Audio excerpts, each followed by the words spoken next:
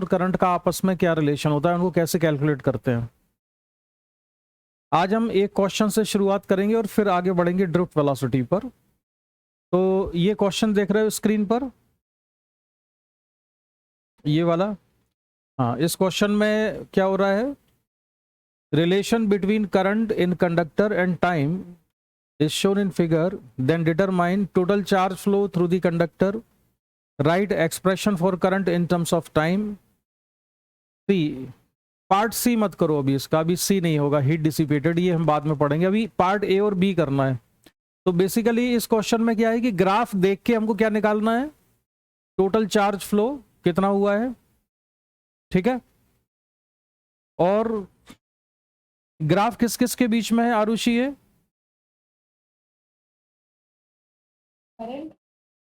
Current और time के बीच में है। ये जो एप्सिलॉन नॉट लिखा है ना, इसको मैं थोड़ा सा सिंबल को चेंज कर दूं, क्योंकि जहां से ये क्वेश्चन लिया गया है वहां पर यही लिखा हुआ था, तो हम सिंबल चेंज कर देते हैं, हमको आदत किसी और की है। तो इसको मैं ना टी नॉट कर लेता हूं। ये टाइम कितना है, टी नॉट टाइम है। तो टी नॉट टाइम पर क्या हुआ, टी नॉट कौन सा टाइम है, क्या हो जाता है इस टाइम पर, करंट जीरो हो जाता है। और टी इक्वल टू जीरो पर करंट की वैल्यू कितनी है, आई नॉट है ना। टी इक्वल टू जीरो पर यहाँ पे टाइम कितना है, जीरो है, तो करंट की वैल्यू कितनी है, आई नॉट के बराबर है। यहाँ पर टाइम है टी नॉट और ग्राफ टच कर रहा है टाइम एक्सिस को, तो यहाँ पे करंट कितना हो गया है, जीरो करंट हो गया है। तो अब हमको इसमें कैलकुलेट करना है कि total charge flow through the conductor, यानी करंट और टाइम का अगर रिलेशन मालूम है, अगर हमको करंट का और टाइम का रिलेशन मालूम है, तो चार्ज कैसे निकालते हैं। हमने क्या पढ़ा हुआ है, आई इज इक्वल टू कितना होता है, D Q by D T. तो अगर हमको डी क्यू की वैल्यू चाहिए तो डी क्यू इक्वल टू होगा, ये आई इक्वल टू होता है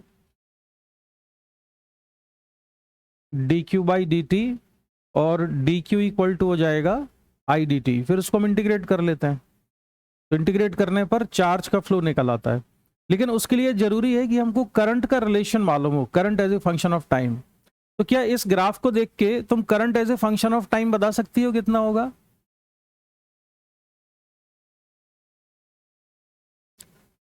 current as a function of time निकालने के लिए आरुषि क्या करना चाहिए,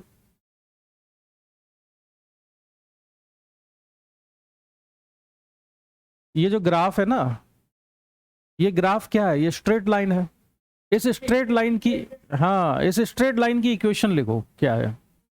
तो लिखो क्या आती है स्ट्रेट लाइन की इक्वेशन,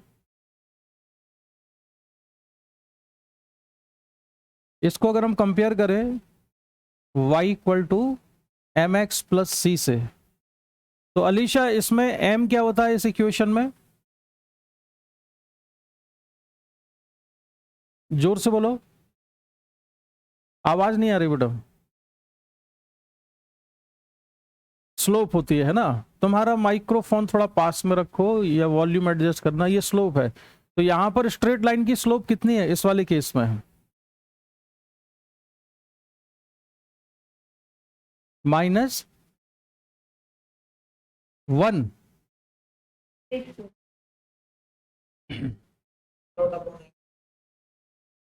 अच्छा दिव्येश, तुम आप कनेक्ट हुए हो,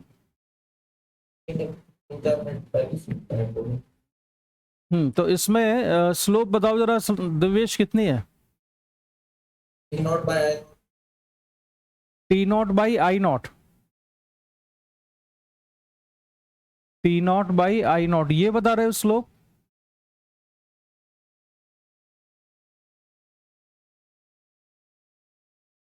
स्लोप कैसे निकालते हैं, स्लोप होती है भाई टेन थीटा, और ये एंगल अगर थीटा है एक्स एक्सिस के साथ, तो इसको कहते हैं हम स्लोप, टेन थीटा के बराबर, ये स्लोप होती है।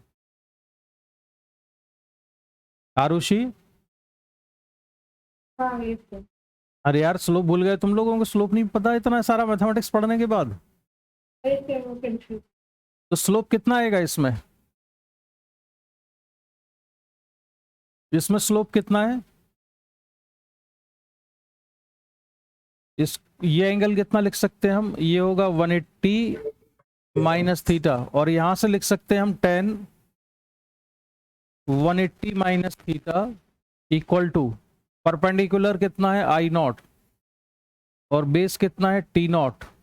10 180 माइनस थीटा कितना होता है माइनस 10 थीटा, तो ये हो जाएगा 10 theta equal to minus I naught upon T naught के बराबर। तो ये minus I naught upon T naught, ये 10 थीटा है। अब इसकी इक्वेशन क्या बनी, इसकी इक्वेशन बनी आई इक्वल टू, या y की जगह पर यहां से कंपेयर करो, y की जगह पर क्या लिख सकते हैं हम,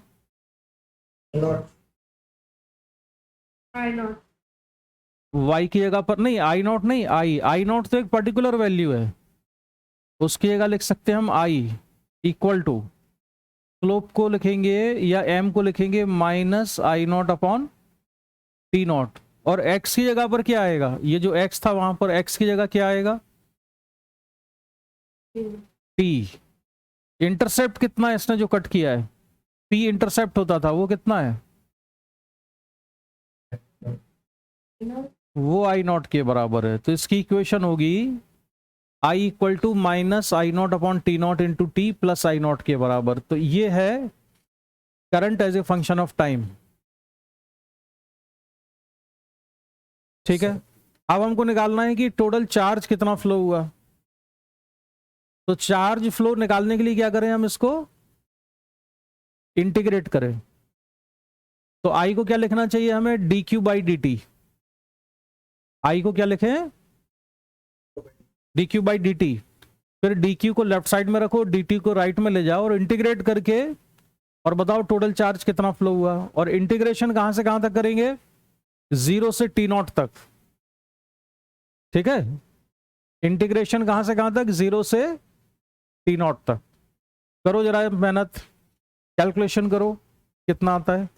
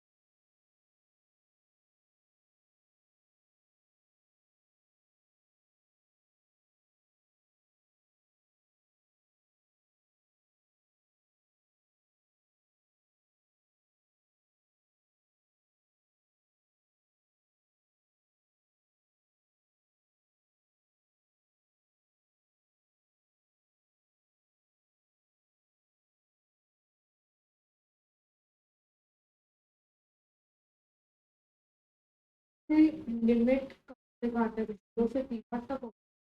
हाँ, उसमें क्वेश्चन में क्या पूछा है, total charge flow through the conductor. तो कंडक्टर में चार्ज का फ्लो कब तक होगा, जब तक कि करंट का फ्लो हो रहा होगा।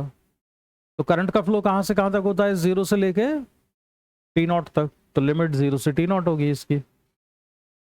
Minus I naught two T naught upon 2 plus I naught. दोबारा करो,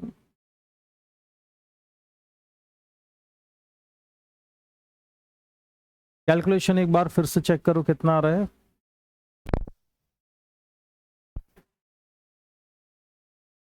आई को लिखा D Q by D T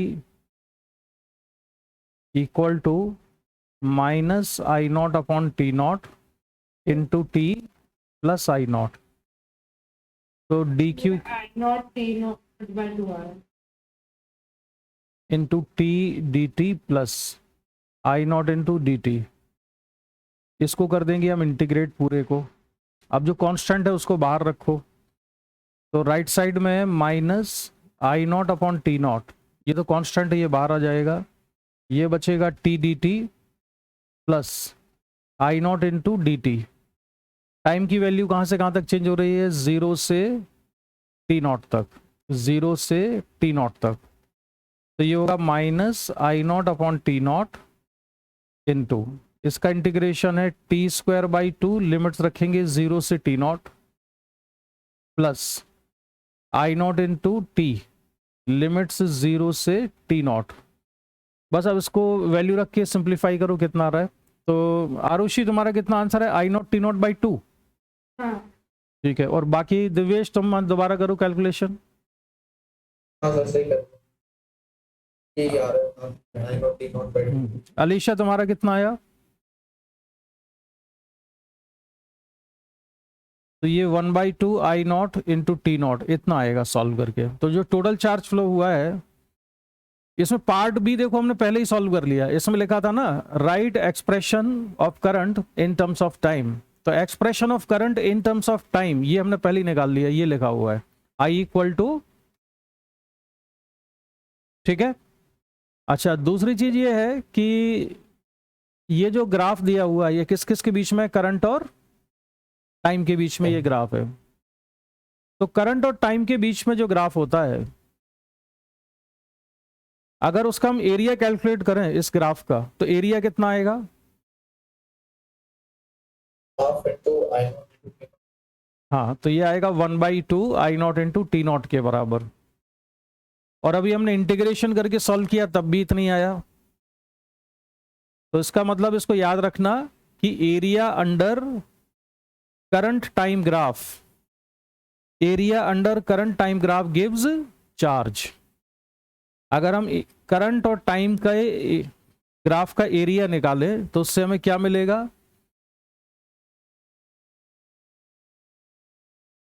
हाँ एरिया अंडर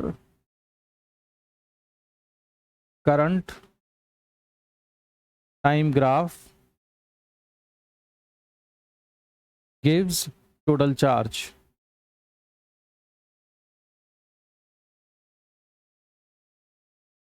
जो भी चार्ज फ्लो हुआ है वो टोटल चार्ज मिल जाता है। ठीक है, मैंने जानबूझ के पहले एरिया से नहीं करवाया, पहले तुमसे इंटीग्रेशन से करवाया कि अगर तुम भूल जाओ कभी ये फैक्ट कि एरिया निकालने से चार्ज निकल आता है, तो बेसिक चीज हमको आनी चाहिए कि अगर हमने इंटीग्रेट करके सॉल्व कर लिया है इसको तो हम निकाल ही लेंगे। इंटीग्रेशन तो सबसे बेसिक मेथड है इसका, ये शॉर्टकट है कि अगर हमने एरिया कैलकुलेट कर लिया तो भी टोटल चार्ज निकल आएगा। तो एरिया और करंट, इसमें एक चीज और ध्यान रखना कि करंट होना चाहिए वाई एक्सिस पर और टाइम होना चाहिए एक्स एक्सिस पर, तभी एरिया निकालेंगे तो क्या आएगा, वो चार्ज का फ्लो आएगा। अगर इन वेरिएबल में अगर कोई चेंज कर दिया तो कुछ डिफरेंस भी हो सकता है। ठीक है, इसके बाद हम बात करेंगे कि current flow in conductors. Conductors में जो करंट का फ्लो है वो किस तरह से होता है, थोड़ा सा इसको हम बात करेंगे इस पर। हाँ, हालांकि इलेक्ट्रोस्टैटिक्स में हम पढ़ चुके हैं ये करंट फ्लो इन कंडक्टर्स।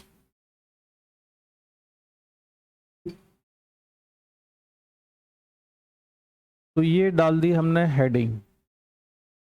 तो अलीशा ये बताओ कंडक्टर में होते कौन कौन सी चीजें हैं, कंडक्टर में क्या क्या पाया जाता है।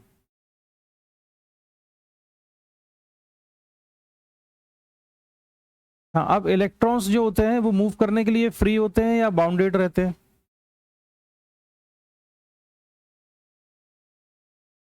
अलीशा सॉरी ये दिव्येश तुम बताओ। क्या बता जो इलेक्ट्रॉन्स होते हैं वो मूव करने के लिए फ्री होते हैं या फिर नहीं होते हैं। सर अगर इंड्यूस्ड होते हैं तो बाहर के सरफेस को फ्री कर देते हैं और अंदर बाउंडेड। अच्छा दिव्येश ये बताओ इलेक्ट्रॉन कंडक्टर में होता क्या क्या है। नेट इलेक्ट्रिक फील्ड जीरो होती है।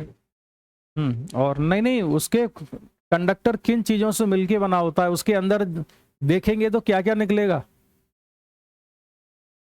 इलेक्ट्रॉन्स हाँ, और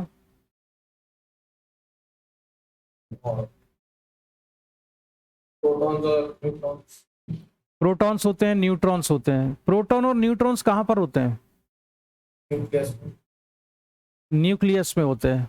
और इलेक्ट्रॉन्स कहाँ होते हैं, सरफेस पे फ्री हो।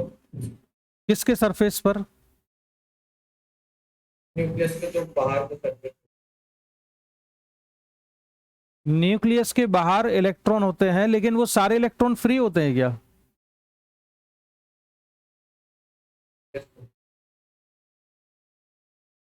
अच्छा, फ्री इलेक्ट्रॉन का मतलब क्या होता है बताओ?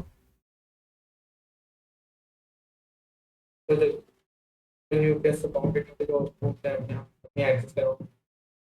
अच्छा, एक हीलियम न्यूक्लियस की बात करते हैं दिव्येश। हीलियम न्यूक्लियस में क्या क्या होता है बताओ? हीलियम के अंदर की हम्म दो प्रोटॉन दो इलेक्ट्रॉन। हाँ, तो इसमें 2 प्रोटॉन्स हैं और 2 क्या है? इलेक्ट्रॉन है न्यूक्लियस के अंदर। न्यूक्लियस के बाहर। अरे तो न्यूक्लियस के अंदर क्या है? न्यूक्लियस के अंदर प्रोटॉन और न्यूट्रॉन। हाँ, कितने प्रोटॉन कितने न्यूट्रॉन है? दो प्रोटॉन दो न्यूट्रॉन। 2 प्रोटॉन है और 2 न्यूट्रॉन है। इलेक्ट्रॉन कहाँ पर है? न्यूक्लियस के बाहर है। न्यूक्लियस के बाहर कहाँ? न्यूक्लियस के बाहर मतलब ऑर्बिट्स के अराउंड रोटेट करते हैं न्यूक्लियस को। हम बात कर रहे हैं अभी हीलियम। ये मैंने ले लिया एक हीलियम एटम, ठीक है। आराम से जरा फ्री माइंड के साथ बात करो। तुम लोग ना बहुत कंफ्यूज रहते हो, मतलब इतने कॉन्ट्रडिक्टरी स्टेटमेंट देते हो जिनका आपस में कॉन्ट्रडिक्ट करते हैं जो, इसलिए मैं बार बार एक एक चीज पर पूछता हूँ। तो हीलियम एटम जो है, इसमें 2 प्रोटॉन बना लिए। न्यूक्लियस में मैंने 2 प्रोटॉन बना लिए, 2 न्यूट्रॉन बना लिए। अच्छा, इस न्यूक्लियस पे कैसा चार्ज है, पॉजिटिव या नेगेटिव? न्यूक्लियस कैसा चार्ज होता है न्यूक्लियस पे? बोलो दिव्य, सॉरी न्यूट्रल क्या रहता है? रहता है। न्यूक्लियस कभी न्यूट्रल नहीं होता है। Atom, positive charge. एक आराम से सोचो जरा। हम बात कर रहे हैं एटम और न्यूक्लियस 2 अलग अलग चीजें होती हैं। अभी मैं न्यूक्लियस के बारे में पूछ रहा हूँ, एटम के बारे में नहीं। न्यूक्लियस को हाँ, तो न्यूक्लियस पे पॉजिटिव चार्ज होता है और एटम पर चार्ज कैसा है? एटम न्यूट्रल है। तो न्यूट्रल कैसे हो गया ये? क्योंकि न्यूक्लियस पॉजिटिव है तो बाकी जो न्यूक्लियस के बाहर एटम के अंदर चीजें वो इलेक्ट्रॉन तक वो नेगेटिव चार्ज है। तो वो दोनों तो बाहर इलेक्ट्रॉन जो है वो है कहाँ पर, किस जगह पर है इलेक्ट्रॉन? उनके अंदर। किसके अंदर? हाँ, अच्छा, अब आरुषि तुम बताओ इलेक्ट्रॉन्स कहाँ पर हैं? न्यूक्लियस के अराउंड रिवॉल्व कर रही है। न्यूक्लियस के अराउंड ऑर्बिट में घूम रहे हैं ऑर्बिट, हाँ। ये। सर एक बोला तो था पर रुक जाओ, अभी मैं कुछ और भी पूछ रहा हूँ। अब ये बताओ, ये इलेक्ट्रॉन्स जो ये फ्री इलेक्ट्रॉन्स हैं कि नहीं दिव्येश? नहीं सर। अच्छा, अब तुमने थोड़ी देर पहले कहा था कि कंडक्टर में सारे इलेक्ट्रॉन फ्री होते हैं। कुछ कहा था। तो ये सारे इलेक्ट्रॉन फ्री होते हैं क्या? नहीं सर। हाँ, सारे इलेक्ट्रॉन फ्री नहीं होते हैं। ये जो इलेक्ट्रॉन्स है ये कैसे हैं? ये बाउंडेड इलेक्ट्रॉन है, ये ऑर्बिट में घूम रहे हैं, ये मूव करने के लिए फ्री नहीं है। ये करंट के फ्लो में पार्टिसिपेट नहीं कर सकते। करंट के फ्लो में पार्टिसिपेट करने वाला वो इलेक्ट्रॉन होगा जो कि इन ऑर्बिट का हिस्सा नहीं है, ठीक है। अच्छा, अब दोबारा से फिर से शुरू से बात करते हैं। अलीशा, कंडक्टर के अंदर क्या क्या चीजें होती हैं बताओ? इलेक्ट्रॉन्स कहां पर होते हैं कंडक्टर में? ऑर्बिट में होते हैं कि फ्री होते हैं? फ्री होते हैं कि नहीं? फ्री होते हैं, बट ऑर्बिट के बाहर जो इलेक्ट्रॉन होते हैं वो फ्री होते हैं। हाँ, मतलब कुछ इलेक्ट्रॉन्स ऐसे होते हैं जो फ्री होते हैं। फ्री इलेक्ट्रॉन का मतलब क्या होता है? फ्री इलेक्ट्रॉन मतलब तो जब चार्ज नहीं होता तो वो रिवॉल्व करते हैं एंड इसलिए वो फ्री होते हैं। नहीं, चार्ज नहीं होता तो रिवॉल्व करते हैं, ये जो तुमने स्टेटमेंट बोला इसका कोई मीनिंग नहीं निकला। क्या मतलब हुआ इसका? तो जब करंट फ्लो नहीं होता तो इलेक्ट्रॉन्स रिवॉल्व नहीं करते। मतलब ये जो कंडक्टर रखा हुआ है इसमें न्यूक्लियस के चारों तरफ इलेक्ट्रॉन नहीं घूम रहे? नहीं सर, इसमें है। देखो इलेक्ट्रॉन ऑर्बिट के अराउंड घूमते हैं, इसका करंट से कोई लेना देना थोड़ी है। करंट फ्लो हो चाहे ना हो, न्यूक्लियस के चारों तरफ जो इलेक्ट्रॉन्स हैं ऑर्बिट में, वो तो रिवॉल्व करेंगे ही करेंगे। Okay sir. अच्छा, अब फ्री इलेक्ट्रॉन कौन से होते हैं ये बताओ। तो ऑर्बिट के बाहर होते हैं, तो फ्री होते हाँ नहीं, उसके लिए ना और अच्छा वर्ड यूज करो। ऑर्बिट के बाहर नहीं है, उसको हम ये कहेंगे कि वो इलेक्ट्रॉन्स जो कि न्यूक्लियस के बाउंडेशन से फ्री हो जाते हैं, यानी न्यूक्लियस के साथ बंधे हुए नहीं है। जैसे ये वाले इलेक्ट्रॉन्स हैं, ये न्यूक्लियस के चारों तरफ ही चक्कर लगा सकते हैं और कहीं नहीं जा सकते, तो ये फ्री इलेक्ट्रॉन नहीं है। अगर मान लो ये इलेक्ट्रॉन फ्री हो जाए तो फिर ये कहीं भी मूव कर सकता है, ठीक है। Free, it is not bounded to revolve around the nucleus. So when electron is not bounded to revolve around the nucleus, then it is called free electron। और free electron से भी ज्यादा प्रॉपर वर्ड होता है, ये मैंने पहले बताया था कि ये लूजली बाउंडेड इलेक्ट्रॉन्स कहलाते हैं। कौन से इलेक्ट्रॉन्स हैं ये लूजली बाउंडेड, जिनका कि न्यूक्लियस के साथ अट्रैक्शन फोर्स कैसा है, बहुत वीक हो गया है। इतना वीक हो गया है कि अब ये पूरे मटेरियल में घूमने के लिए फ्री है, ठीक है। तो ये पूरी तरह से फ्री नहीं है, ये मटेरियल को छोड़ के बाहर नहीं जा सकते हैं, ये मटेरियल के अंदर ही घूमेंगे, इसलिए इनको हम लूजली बाउंडेड इलेक्ट्रॉन्स या फ्री इलेक्ट्रॉन्स कहते हैं। तो कंडक्टर के अंदर क्या क्या चीजें हुई, अब हमको क्या क्या क्लियर हो गया। कंडक्टर के अंदर एक तो एटम्स है, एटम के अंदर न्यूक्लियस है, न्यूक्लियस में प्रोटॉन्स है, न्यूट्रॉन्स हैं। ये प्रोटॉन और न्यूट्रॉन तो पार्टिसिपेट करते नहीं है करंट के फ्लो में, ये तो जहां पर है वहीं रहेंगे, इनकी पोजीशन चेंज नहीं होती है, ये जहां बैठे हैं वहीं बैठे रहेंगे, ये मूव नहीं करते हैं। ये जो इलेक्ट्रॉन्स हैं ऑर्बिट के अराउंड, कंडक्टर के अंदर मैक्सिमम इलेक्ट्रॉन जो होते हैं ना वो ऑर्बिट के अराउंड अराउंड ही रिवॉल्व कर रहे होते हैं। मैक्सिमम इलेक्ट्रॉन्स फ्री नहीं होते, मैक्सिमम इलेक्ट्रॉन्स न्यूक्लियस के चारों तरफ ऑर्बिट में घूम रहे होते हैं। उनमें से कुछ ही इलेक्ट्रॉन ऐसे होते हैं जो कि एटम से फ्री होके फ्री इलेक्ट्रॉन्स बनाते हैं, ठीक है। मतलब एक एटम में अगर मान लो, जैसे कि कॉपर की बात करें, तो कॉपर का जेड नंबर याद है कितना है, कितना? 29। 29 ही है शायद। तो कॉपर का जेड नंबर है 29। तो इसमें 29 क्या है, प्रोटॉन्स हैं, और इलेक्ट्रॉन्स कितने होंगे इसमें, वो भी 29 है। लेकिन एक एटम के जो 29 इलेक्ट्रॉन्स हैं वो सारे 29 फ्री नहीं होंगे, उसमें से 2-3 इलेक्ट्रॉन ही फ्री हो सकते हैं, डिपेंड करेगा सिचुएशन पर। तो इसमें से 2 इलेक्ट्रॉन, 3 इलेक्ट्रॉन, 4 इलेक्ट्रॉन फ्री होंगे, या आउटर मोस्ट ऑर्बिट के जो कुछ इलेक्ट्रॉन्स हैं वो फ्री होंगे। आउटर मोस्ट इलेक्ट्रॉन में कितने, ऑर्बिट में कितने इलेक्ट्रॉन होंगे इसके, किस तरह से फिल होते हैं ये, 2, 8, याद है केमिस्ट्री में पढ़ा होगा ना तुमने, तो 8। 2n² से फिल होते हैं ना ये। तो 2 है वो, फिर n की वैल्यू अगर मैं 2 रख दूं इसमें तो 8 आ जाएगा, फिर कितना आएगा, 18 आएगा। अब ये कितना हो गया, 10 + 18 28, 2 8 18। तो ये जैसे 2 है, ये वाला जो इलेक्ट्रॉन है ये n = 1 में है, यानी कि सबसे क्लोजली जो ऑर्बिट है, सबसे पास वाली जो ऑर्बिट है उसमें है, ये फ्री नहीं होगा, ये भी फ्री नहीं होगा। फ्री इलेक्ट्रॉन्स किस में से मिलेंगे, आउटर मोस्ट ऑर्बिट में से मिलेंगे इसके, ठीक है। तो ऐसा नहीं होता है कि जितने भी इलेक्ट्रॉन्स हैं वो सारे फ्री इलेक्ट्रॉन हैं। फ्री इलेक्ट्रॉन्स हर एक एटम से कुछ कुछ इलेक्ट्रॉन ऐसे होते हैं जो फ्री होते हैं, सारे फ्री नहीं हो जाते। क्लियर हुई ये बात।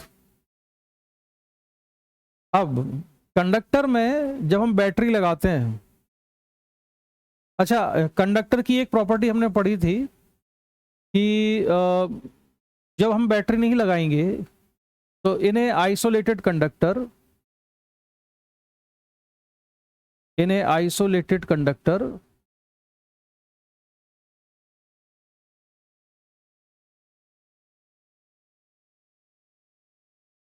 Electric field is zero.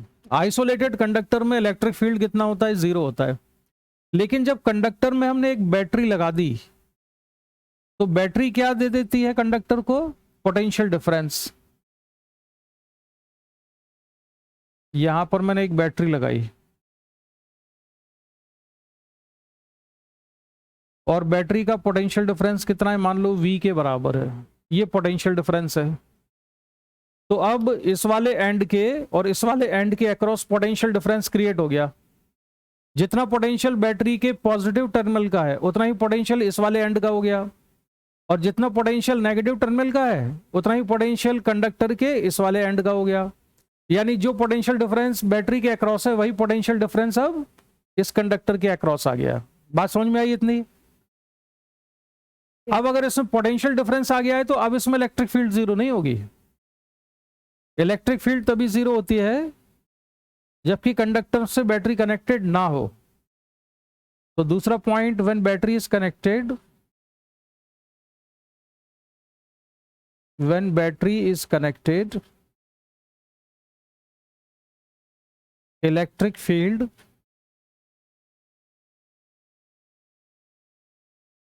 inside conductor is not zero। Conductor के अंदर इलेक्ट्रिक फील्ड जीरो नहीं होगी। अब ये इलेक्ट्रिक फील्ड किस डायरेक्शन में होगी अगर है तो? दिव्येश, इलेक्ट्रिक फील्ड की डायरेक्शन बताओ क्या है?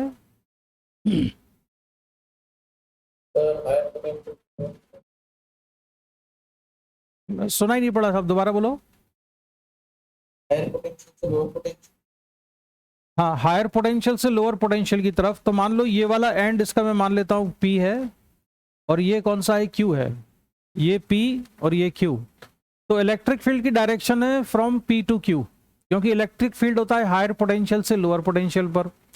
ये हायर पोटेंशियल पर क्यों है? क्योंकि बैटरी का पॉजिटिव टर्मिनल कनेक्टेड है इसके साथ, तो ये हायर पोटेंशियल पर हुआ। बैटरी का नेगेटिव टर्मिनल कनेक्टेड है तो ये लो पोटेंशियल पर हुआ। तो PQ के अक्रॉस पोटेंशियल डिफरेंस है, ठीक है, और इस पोटेंशियल डिफरेंस की वजह से इसमें एक इलेक्ट्रिक फील्ड भी है। और अगर इसकी लेंथ में मान लेता हूं कंडक्टर की L के बराबर है, length of the conductor is L, तो इस इलेक्ट्रिक फील्ड की वैल्यू क्या होगी? इलेक्ट्रिक फील्ड होगा E is equal to V/L के बराबर। कितना इलेक्ट्रिक फील्ड होगा इसमें? E इक्वल टू V/L है, ठीक है, समझ गए? अरे भाई सभी लोग बताओ। आरुषि, यहां तक क्लियर है? हमने करंट इलेक्ट्रोस्टैटिक्स में पढ़ा था कि कंडक्टर के अंदर इलेक्ट्रिक फील्ड जीरो होता है, उसकी ये बेसिक प्रॉपर्टी है। लेकिन वो कब तक सही है? जब तक कि बैटरी ने लगाई हो। अगर बैटरी लगा दी तो अब इसके अंदर इलेक्ट्रिक फील्ड जीरो नहीं होगा, अब इसमें इलेक्ट्रिक फील्ड आ जाएगा। और ये बैटरी मैंने इस कंडक्टर के दोनों एंड पे लगा दी है। बैटरी लगा दी तो जो पोटेंशियल डिफरेंस है वो कंडक्टर के अक्रॉस भी उतना ही हो गया जितना बैटरी का पोटेंशियल डिफरेंस है। इलेक्ट्रिक फील्ड की डायरेक्शन होती है जैसे दिव्येश ने बताया, हायर पोटेंशियल से लोअर पोटेंशियल की तरफ। तो ये याद होगा तुम लोगों को भी। तो ये हायर पोटेंशियल है, ये लोअर पोटेंशियल है, तो इलेक्ट्रिक फील्ड की डायरेक्शन कहां पर है? राइट साइड में। यहां तक क्लियर सारी चीजें? Yes sir. तो अब आरुषि ये बताओ कि ये इलेक्ट्रिक फील्ड का नेचर होता है वो चार्ज पार्टिकल पे फोर्स लगाती है। अंदर कौन कौन से चार्ज पार्टिकल हैं? न्यूक्लियस भी है, न्यूक्लियस के अंदर प्रोटॉन है। ये इलेक्ट्रिक फील्ड प्रोटॉन पे फोर्स लगाएगी, लेकिन प्रोटॉन मूव करेगा नहीं क्योंकि फिक्स होते हैं ये न्यूक्लियस मूव नहीं कर सकता। न्यूक्लियस के चारों तरफ कुछ इलेक्ट्रॉन्स ऑर्बिट में घूम रहे हैं, उन पर भी फोर्स लगाएगी ये इलेक्ट्रिक फील्ड, लेकिन वो इलेक्ट्रॉन भी अपनी ऑर्बिट छोड़ के नहीं जाएंगे, कहीं नहीं जाएंगे, क्योंकि वो न्यूक्लियस के अट्रैक्शन फोर्स से बंधे हुए हैं। वो न्यूक्लियस के अट्रैक्शन फोर्स से वो बंधे हुए हैं, तो वो भी मूव नहीं करेंगे। अब बचे कौन उसके अंदर? Free electron. तो फ्री इलेक्ट्रॉन जो है वो इस इलेक्ट्रिक फील्ड की वजह से मूव करने लगेंगे। तो फ्री इलेक्ट्रॉन पर इलेक्ट्रिक फील्ड किस डायरेक्शन में फोर्स लगाएगी? इलेक्ट्रिक फील्ड की डायरेक्शन है P2Q। इलेक्ट्रॉन पर फोर्स किस डायरेक्शन में लगेगा इलेक्ट्रिक फील्ड की वजह से? Q2P लगेगा, क्योंकि इलेक्ट्रिक फील्ड नेगेटिव चार्ज पर फोर्स लगाती है खुद की डायरेक्शन के अपोजिट डायरेक्शन में। तो जो इलेक्ट्रॉन्स है वो मूव करना कहां शुरू करेंगे? Q2P। तो अब नेगेटिव चार्ज कहां मूव कर रहा है? Q2P। नेगेटिव चार्ज का मोशन Q से P स्टार्ट हो गया, इलेक्ट्रॉन मूव करने लगे ना फोर्स की वजह से। तो अगर इलेक्ट्रॉन ने लेफ्ट साइड मूव करना शुरू किया, नेगेटिव चार्ज ने लेफ्ट साइड मूव करना शुरू किया, तो अब ये हो गया करंट। अगर चार्ज फ्लो करने लगे मतलब करंट है। तो ये करंट कैसा है, किस डायरेक्शन में है करंट? Q2P है या P2Q है? अलीशा तुम बताओ। Alisha, direction of current Q2P या P2Q?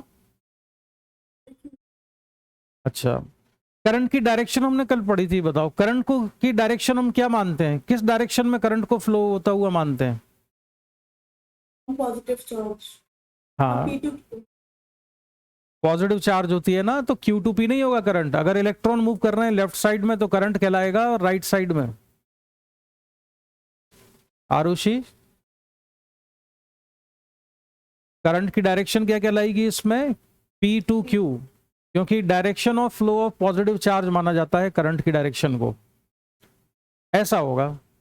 लेकिन जितना आसान ये सुनने में लग रहा है कि भाई बैटरी लगा दी, इलेक्ट्रिक फील्ड प्रोड्यूस हो गया, इलेक्ट्रॉन पर फोर्स लगा, तो इलेक्ट्रॉन पर अगर फोर्स लगा तो इलेक्ट्रॉन एक्सेलरेट होगा। इलेक्ट्रॉन अगर एक्सेलरेट होगा तो उसकी वेलोसिटी बढ़ती ही चली जाएगी। लेकिन प्रैक्टिकली ऐसा नहीं होता है कि उसकी वेलोसिटी बढ़ती चली जाए। क्यों नहीं हो पाता ऐसा कि वेलोसिटी बढ़ती चली जाए? ऐसा क्यों नहीं पॉसिबल है? सोचो उसका रीजन क्या होता होगा।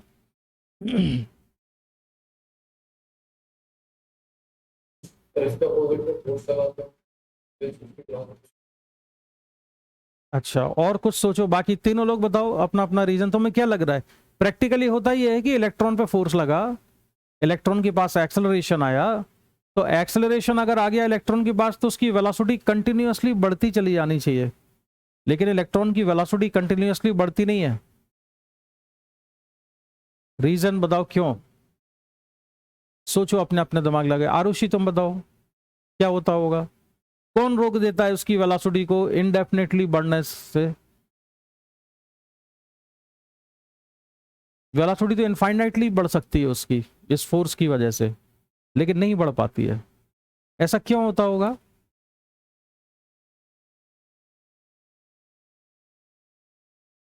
अलीशा तुम्हें क्या लगता है?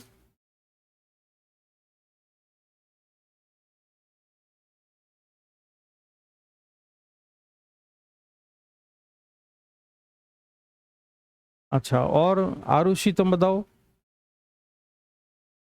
अच्छा, आरुषि बोल रही थी।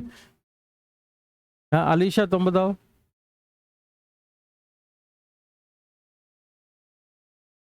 अच्छा, उसका रीजन ये है, इलेक्ट्रॉन जब मूव करते हैं तो वो उनके लिए जो रास्ता है ना उनके मूव करने का, वो खाली हाईवे नहीं है। It is not like a empty highway. Congested बहुत है वो, कंजेस्टेड बहुत है, ट्रैफिक बहुत है।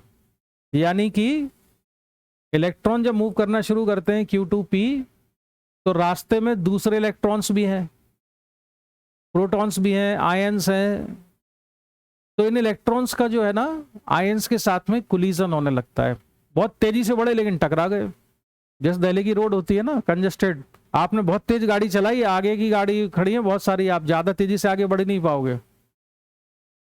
जैसे गैप मिला छोटा सा, उस गैप में बहुत तेजी से बढ़े, आगे दूसरी गाड़ी खड़ी, ब्रेक लगा के रोकना पड़ेगा, फिर थोड़ी सी दूर आगे चले फिर रोकना पड़ेगा। ऐसा नहीं है कि खाली रोड पड़ी हुई कि बढ़ते चले जाओ, वेलोसिटी बढ़ाते चले जाओ। तो वेलोसिटी कंटिन्यूअसली क्यों इंक्रीज नहीं हो पाती है? क्योंकि इन फ्री इलेक्ट्रॉन्स के कोलिजन होते हैं पॉजिटिवली चार्ज आयंस के साथ में। ये आयन कहां से आए? ये पॉजिटिवली चार्ज आयन द्विवेश कहां से आ गए?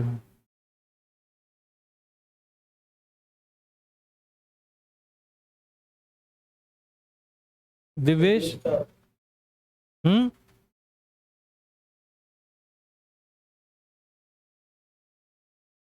आरुषि तुम बताओ, ये पॉजिटिव आयन कहाँ से आ गए कंडक्टर के अंदर? P2Q और जो इलेक्ट्रॉन जो Q2P कर रहे हैं तो दोनों नहीं नहीं नहीं, पॉजिटिव चार्ज कहाँ मूव कर रहे हैं? P2 पॉजिटिव चार्ज मूव कर रहे हैं मतलब क्या मूव कर रहा है? पॉजिटिव चार्ज की डायरेक्शन पॉजिटिव चार्ज। तो करंट मूव करना या इलेक्ट्रॉन का मूव करना तो एक ही बात है, दो अलग अलग चीजें थोड़ी है वो।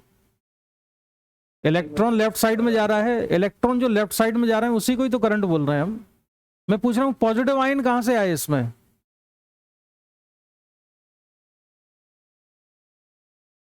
अरे भाई जो एटम थे उन एटम, वो एटम इलेक्ट्रिकली न्यूट्रल थे, जो इलेक्ट्रॉन फ्री हो गए हैं, जो इलेक्ट्रॉन फ्री हो गए तो बचा क्या? पॉजिटिव आयन बचा।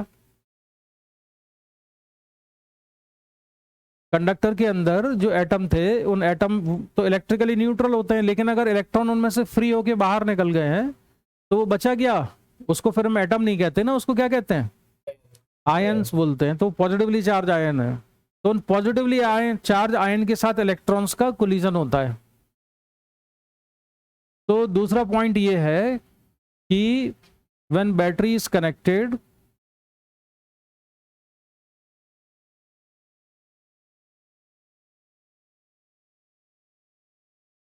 when battery is connected,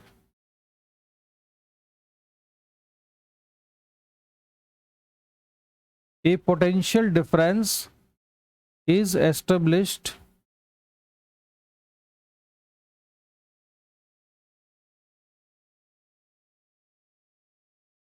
across conductor। ठीक है, एक पोटेंशियल डिफरेंस एस्टेब्लिश हो जाता है which creates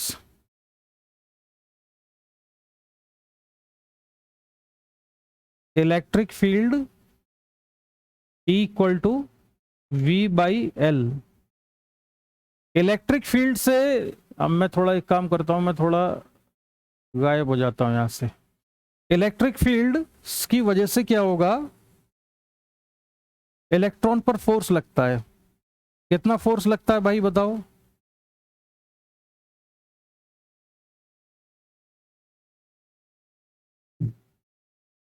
E इंटू ई के बराबर, जिसमें स्मॉल ई क्या है? इलेक्ट्रॉन पे चार्ज है, और ई क्या है? इलेक्ट्रिक फील्ड है। तो उस पर जो फोर्स लगा वो कितना हो गया? E into V by L.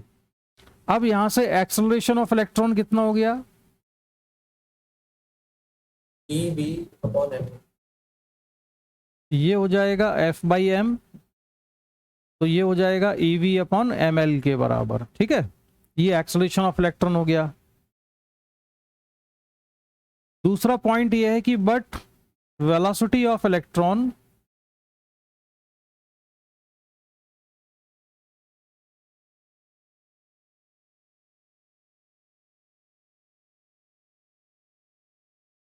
Can not increase continuously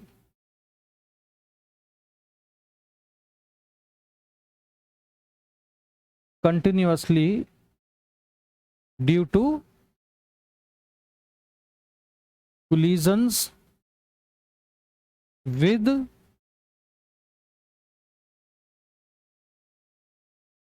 positive ions. ठीक है, इतनी बात समझ में आ गई?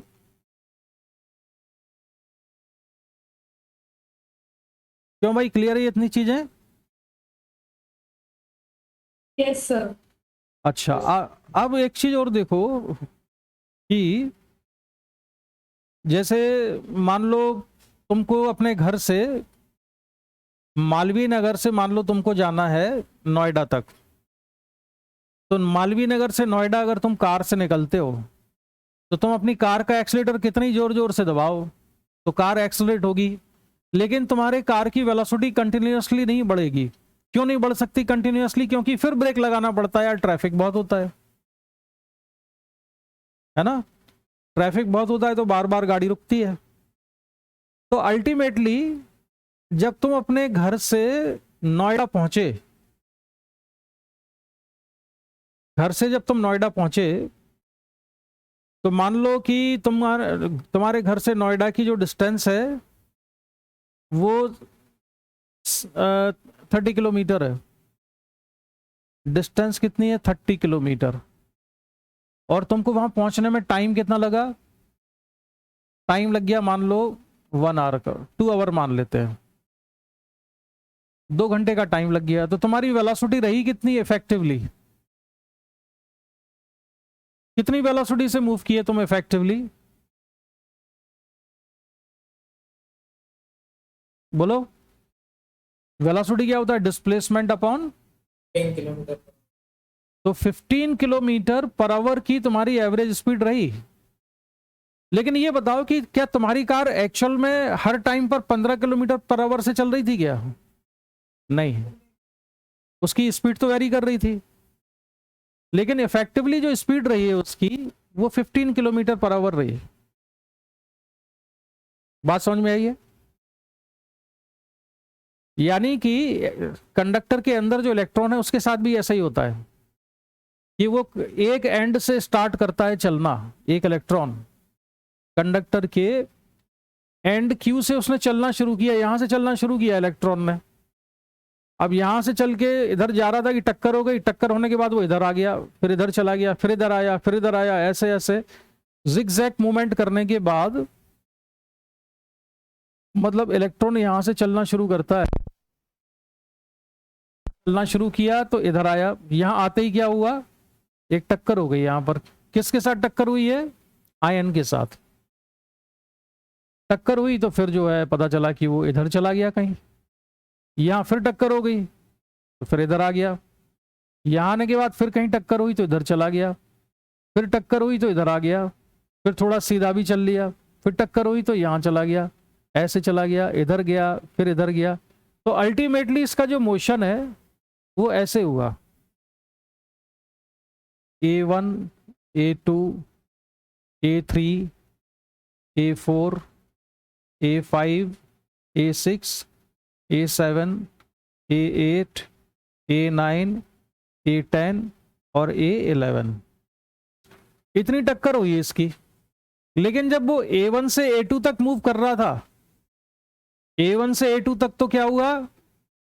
वो उसकी वेलोसिटी इंक्रीज हुई कंटिन्यूअसली, क्योंकि यहां पे दो टक्करों के बीच में जो डिस्टेंस उसने कवर की है उस डिस्टेंस में तो स्पीड बढ़ गई थी, लेकिन आगे पहुंचा और यहां कोलिजन हो गया। कोलिजन होते ही क्या हुआ? उसकी डायरेक्शन भी चेंज हो गई वेलोसिटी की, टक्कर के बाद यहां चला गया वो। तो अगर हम A1 से लेके A11 तक का यहां तक का एवरेज टाइम निकाल लें उसका मूव करने का, तो मान लो उसको 2 घंटे लगे। और ये डिस्टेंस कितनी थी यहां से यहां तक की? टोटल हमने मान ली कि 30 किलोमीटर थी। तो उसकी जो एवरेज वेलोसिटी आई, वो एवरेज वेलोसिटी कितनी आ रही है? 15 किलोमीटर पर आवर। बहुत कम है। जबकि A1 से A2 के बीच में चला होगा ना तो बहुत हाई स्पीड से चलता है वो। A2 से A3 के बीच में बहुत हाई स्पीड से चला, फिर A3 से A4 बहुत हाई स्पीड से चला, लेकिन कंटिन्यूअसली उसकी डायरेक्शन ऑफ वेलोसिटी भी चेंज होती जा रही है और कोलिजन भी होते जा रहे हैं। ये बात समझ में आई? इलेक्ट्रॉन का जो मोशन होता है कंडक्टर के अंदर, बैटरी लगाने पर जो मोशन होता है वो इस तरह से मोशन चलता है उसका। अच्छा, अब ऐसा देखो और एग्जांपल देता हूं एक, जैसे फुटबॉल का मैच होता है, फुटबॉल के मैच में भी ऐसा ही कुछ कुछ होता है। एक गोल पोस्ट ये है, दूसरी गोल पोस्ट ये है, मैच चल रहा है, फुटबॉल को यहां से यहां तक आना है। अब यहां पर कई सारे प्लेयर होते हैं। अब वो जो कई सारे प्लेयर होते हैं, तो वो जो फुटबॉल होती है वो एक बार में तो आ नहीं जाती गोल पोस्ट, मतलब P1 से P2 तक। एक प्लेयर ने उसको किक किया तो बहुत तेजी से वो यहां तक गई, फिर किसी दूसरे अपोजिट टीम के प्लेयर ने किक कर दिया तो वो उसने इस तरफ किक कर दिया उसको, तो यहां आ गई फुटबॉल। इसके बाद फिर फुटबॉल यहां पर आ गई, फिर यहां पहुंच गई, फिर वापस इधर चली जाए, ऐसा भी हो सकता है। फिर किसी ने किक किया तो यहां पर आ जाए, फिर यहां पहुंच जाए, और फाइनली मान लो वो इधर पहुंच गई, इधर तक। अब ये जो डिस्टेंस थी यहां तक की, ये डिस्टेंस मान लो 100 मीटर थी। और फुटबॉल को यहां से यहां तक पहुंचने में जो टाइम लगा है, मान लो वो उसको टाइम लगा है हाफ एन आवर का, आधा घंटे का, 0.5 आवर, तो इसकी जो वेलोसिटी कहलाएगी फुटबॉल की वो हो जाएगी 100 मीटर। अच्छा, इसको हम सेकंड में लिख लेते हैं तो ज़्यादा सही होता है। आधा घंटे में कितने सेकंड होते हैं? बहुत ज़्यादा हो जाएंगे यार, 1800 बहुत ज़्यादा हो जाएंगे, इसलिए ना लेंथ को ले लेते हैं। ये कितनी है? 0.5 किलोमीटर है डिस्टेंस, और उसको जो टाइम लगा है टी, वो भी लगा है 0.5 आवर के बराबर, है ना। तो अब हम एवरेज वेलोसिटी निकालेंगे तो आएगी 0.5 डिस्प्लेसमेंट अपॉन 0.5 टाइम, तो कितना जाएगा? 1 किलोमीटर पर आवर। यानी कि इसकी फुटबॉल की जो एवरेज इफेक्टिव वेलोसिटी रही यहां पर वो कितनी आई? 1 किलोमीटर पर आवर आई। ठीक है, लेकिन दिव्येश ये बताओ कि एक प्लेयर था यहां पर ए और दूसरा था बी, तो प्लेयर ए ने जब फुटबॉल को हिट किया, किक मारी, इसको किक मार के जब वो ए से बी गई है, तो उसकी वेलोसिटी 1 किलोमीटर पर आवर रही होगी, इससे ज्यादा या कम? इससे कई गुना ज्यादा रही होगी। जब किक मारते हैं, एक पावरफुल किक फुटबॉल को मारते हैं तो बहुत तेजी स्पीड से आती है वो तो, लेकिन दूसरे प्लेयर ने फिर किक मार दी उसको, तो वो यहां से यहां आ गई। तो फुटबॉल जब बी से सी आई होगी, जब बी से सी मूव करती है, तो उसकी वेलोसिटी 1 किलोमीटर पर आवर से ज्यादा है कि कम है? बहुत ज्यादा है, बहुत। यानी कि जब उसको किक मारते हैं तो दो किक के बीच में तो फुटबॉल बहुत स्पीड से चल रही है, लेकिन उसी स्पीड से वो P1 से P2 नहीं पहुंचती है। अगर हम एवरेज देखें उसका कि P1 से P2 पहुंचने में उसको कितना टाइम लगा, तो टाइम लगा 0.5 आवर। डिस्टेंस कितनी कवर की उसने? 0.5 किलोमीटर। तो एवरेज स्पीड उसकी निकल के आएगी 1 किलोमीटर पर आवर। यानी कि इफेक्टिवली P1 से P2 वो चल रही है 1 किलोमीटर पर आवर से। देखो भाई, ये बात समझ में आई कि नहीं? यहाँ पे दो अलग अलग वेलोसिटी है। ये कौन सी वेलोसिटी है? ये एवरेज है। और जो यहाँ पे दो किक के बीच में जब फुटबॉल मूव कर रही है, वो वेलोसिटी कौन सी है? वो बहुत हाई वेलोसिटी है, या वो स्पीड बहुत ज्यादा होगी। लेकिन इफेक्टिवली एक गोल पोस्ट से दूसरी गोल पोस्ट पर फुटबॉल को जाना है, तो उसके लिए जो एवरेज वेलोसिटी है वो तो बहुत ही कम है। बात समझ में आई है? तो ये सारी की सारी मेहनत हम किस लिए कर रहे हैं? इतनी सारी इसलिए कर रहे हैं कि यहां पर एक इलेक्ट्रॉन A1 से यहां तक आने में उसको बहुत टाइम लगता है, और जिस वेलोसिटी से, जिस एवरेज वेलोसिटी से वो Q से P आता है इलेक्ट्रॉन, उसको ड्रिफ्ट वेलोसिटी कहते हैं। कौन सी वेलोसिटी कहते हैं? Drift velocity.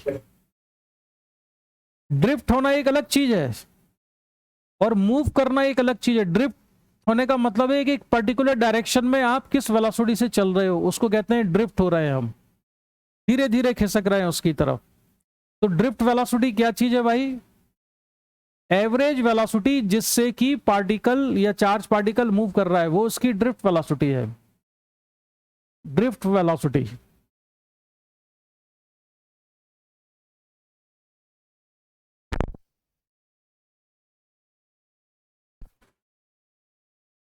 वेलोसिटी जो है, तो ड्रिफ्ट वेलोसिटी एक अलग चीज होती है, और इलेक्ट्रॉन जब मूव करता है इलेक्ट्रिक फील्ड के फोर्स से, वो वेलोसिटी अलग होती है। इलेक्ट्रिक फील्ड ने फोर्स लगाया QE, एक्सेलरेशन मिला QE/m, तो A1 से A2 तक वो जिस स्पीड से मूव किया है, वो स्पीड तो बहुत ज्यादा है इलेक्ट्रॉन की, क्योंकि इलेक्ट्रॉन का मास तो बहुत ही कम होता है, तो बहुत तेज स्पीड से मूव करता है वो। लेकिन ये वाली स्पीड करंट फ्लो कराने में कंट्रीब्यूट नहीं करती। ये बात समझ में आई कि नहीं? करंट फ्लो में कौन सी स्पीड कंट्रीब्यूट करती है? जिस एवरेज वेलोसिटी से वो A1 से A11 तक पहुंचेगा, जो कि बहुत कम है। आए समझ में? तो इलेक्ट्रॉन की स्पीड और ड्रिफ्ट वेलोसिटी दोनों का डिफरेंस क्लियर हुआ? स्पीड तो वो है जैसे कार को तुमने सडनली एक्सीलरेटर दिया, आगे दूसरी कार थी, फिर ब्रेक मार दिया, तो बीच में तुम्हारी स्पीड तो बहुत ज्यादा हो गई। लेकिन तुम एक जगह से स्टार्ट करके अपने डेस्टिनेशन पर पहुंचे, उसमें जो एवरेज वेलोसिटी रही वो तुम्हारी ड्रिफ्ट वेलोसिटी कहलाएगी। तो तुम्हारा घर पहुंचना या डेस्टिनेशन पे पहुंचना वो ड्रिफ्ट वेलोसिटी पे डिपेंड करता है कि ड्रिफ्ट वेलोसिटी क्या है, यानी कि सारा का सारा रोड पे जो ट्रैफिक है, सारी जो गाड़ियां हैं, वो किस वेलोसिटी से एज ए होल ड्रिफ्ट कर रही है, वो ड्रिफ्ट वेलोसिटी है उस पूरे ट्रैफिक की। और एक इंडिविजुअल कार इधर उधर से तेजी से मूव कर रही है, फिर ब्रेक मार रही है, वो स्पीड अलग है, वो ट्रैफिक का मूवमेंट नहीं कहलाता। तुम्हारी खुद की कार किस स्पीड से जा रही है, इससे हम ये नहीं कहते कि ट्रैफिक किस स्पीड से चल रहा है। ट्रैफिक का मतलब है कि रोड पे जितनी भी कारें हैं सारी मिला के जिस स्पीड से आगे बढ़ रही हैं वो ड्रिफ्ट वेलोसिटी है। ऐसे ही यहाँ पे जो एक इलेक्ट्रॉन है, इलेक्ट्रॉन A1 से A2 तक आया, बहुत हाई स्पीड थी उसकी, लेकिन ये करंट फ्लो में मैटर नहीं करता। करंट फ्लो में मैटर करेगा कि ये सारे के सारे जो इलेक्ट्रॉन्स हैं, जब वो इलेक्ट्रॉन्स Q से P की तरफ मूव करेंगे, सारे फ्री इलेक्ट्रॉन Q से P की तरफ मूव करेंगे, तो वो जिस वेलोसिटी से ड्रिफ्ट कर रहे हैं सारे के सारे मिलके, वो करंट फ्लो में इंपॉर्टेंट होती है। तो करंट फ्लो में कौन सी स्पीड इंपॉर्टेंट है? Drift velocity. आए समझ में? वेलोसिटी का एवरेज नहीं हाँ, ये सारे फ्री इलेक्ट्रॉन, सारे इलेक्ट्रॉन मूव नहीं करते हैं। जो ऑर्बिट के अराउंड सर्किट कर ऑर्बिट में घूम रहे हैं वो मूव नहीं करेंगे, जो फ्री इलेक्ट्रॉन है वो मूव करेंगे। तो वो जिस एवरेज वेलोसिटी से मूव करेंगे उसको हम ड्रिफ्ट वेलोसिटी कहते हैं। बात समझ में आई? ड्रिफ्ट वेलोसिटी बहुत कम होती है। प्रैक्टिकली भी जब करंट फ्लो करता है तो ड्रिफ्ट वेलोसिटी बहुत कम होती है। तो ठीक है, हाँ बोलो। अगर ड्रिफ्ट वेलोसिटी कुछ तो होती है, तुमने कोई लाइट चलाई तो वो तो एकदम ही चल जाती है, अगर ड्रिफ्ट वेलोसिटी स्लो होती तो इतनी जल्दी कैसे चलती? हाँ बता रहा हूँ, उसका रीजन ये है कि लाइट ही जला के दिखाते हैं तुमको।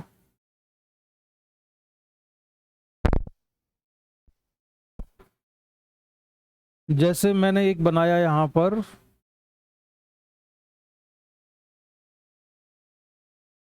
बल्ब है ये,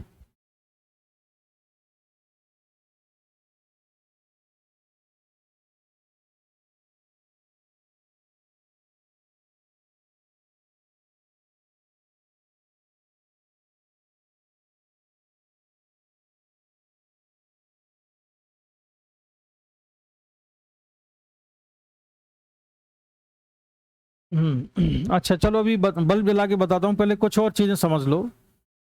अब यहां पर जो इलेक्ट्रॉन्स के कोलिजन होते हैं पॉजिटिव आयन के साथ में, इस कोलिजन को ही रेजिस्टेंस कहते हैं। किसी कंडक्टर का जो रेजिस्टेंस होता है ना, वो रेजिस्टेंस क्या होता है? ये कोलिजन जो है, जितने ज्यादा कोलिजन होंगे उस कंडक्टर का रेजिस्टेंस उतना ज्यादा कहलाएगा। बात समझ में आई है?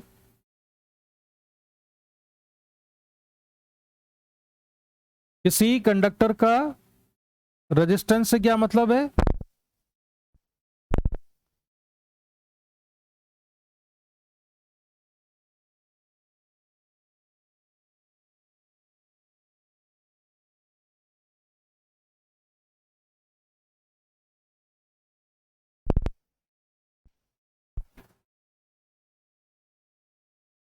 Of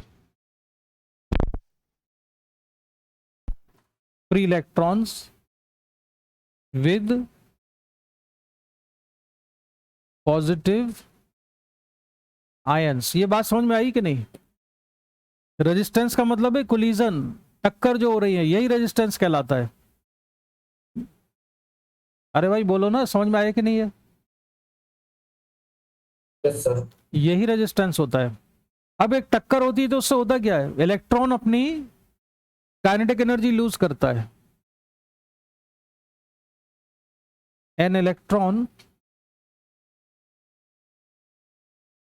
loses its kinetic energy in each collision. This kinetic energy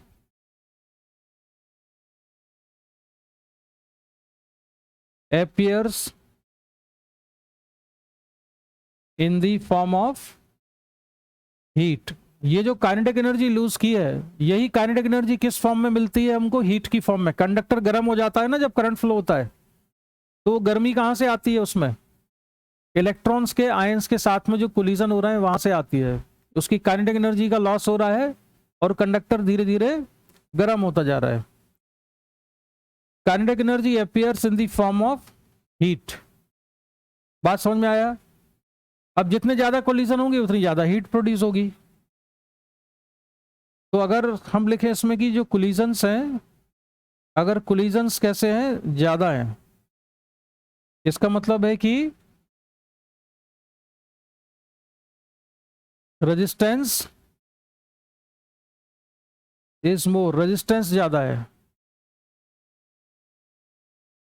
collision more, resistance ज्यादा है। रेजिस्टेंस ज्यादा होने का मतलब है, इसका मतलब क्या हुआ कि more heat is produced.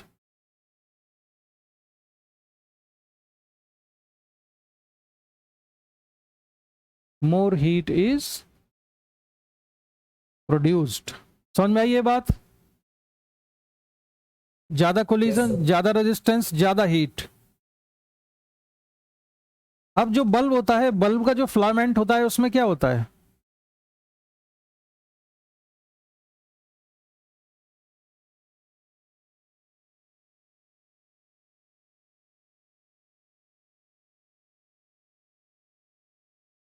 Heat is produced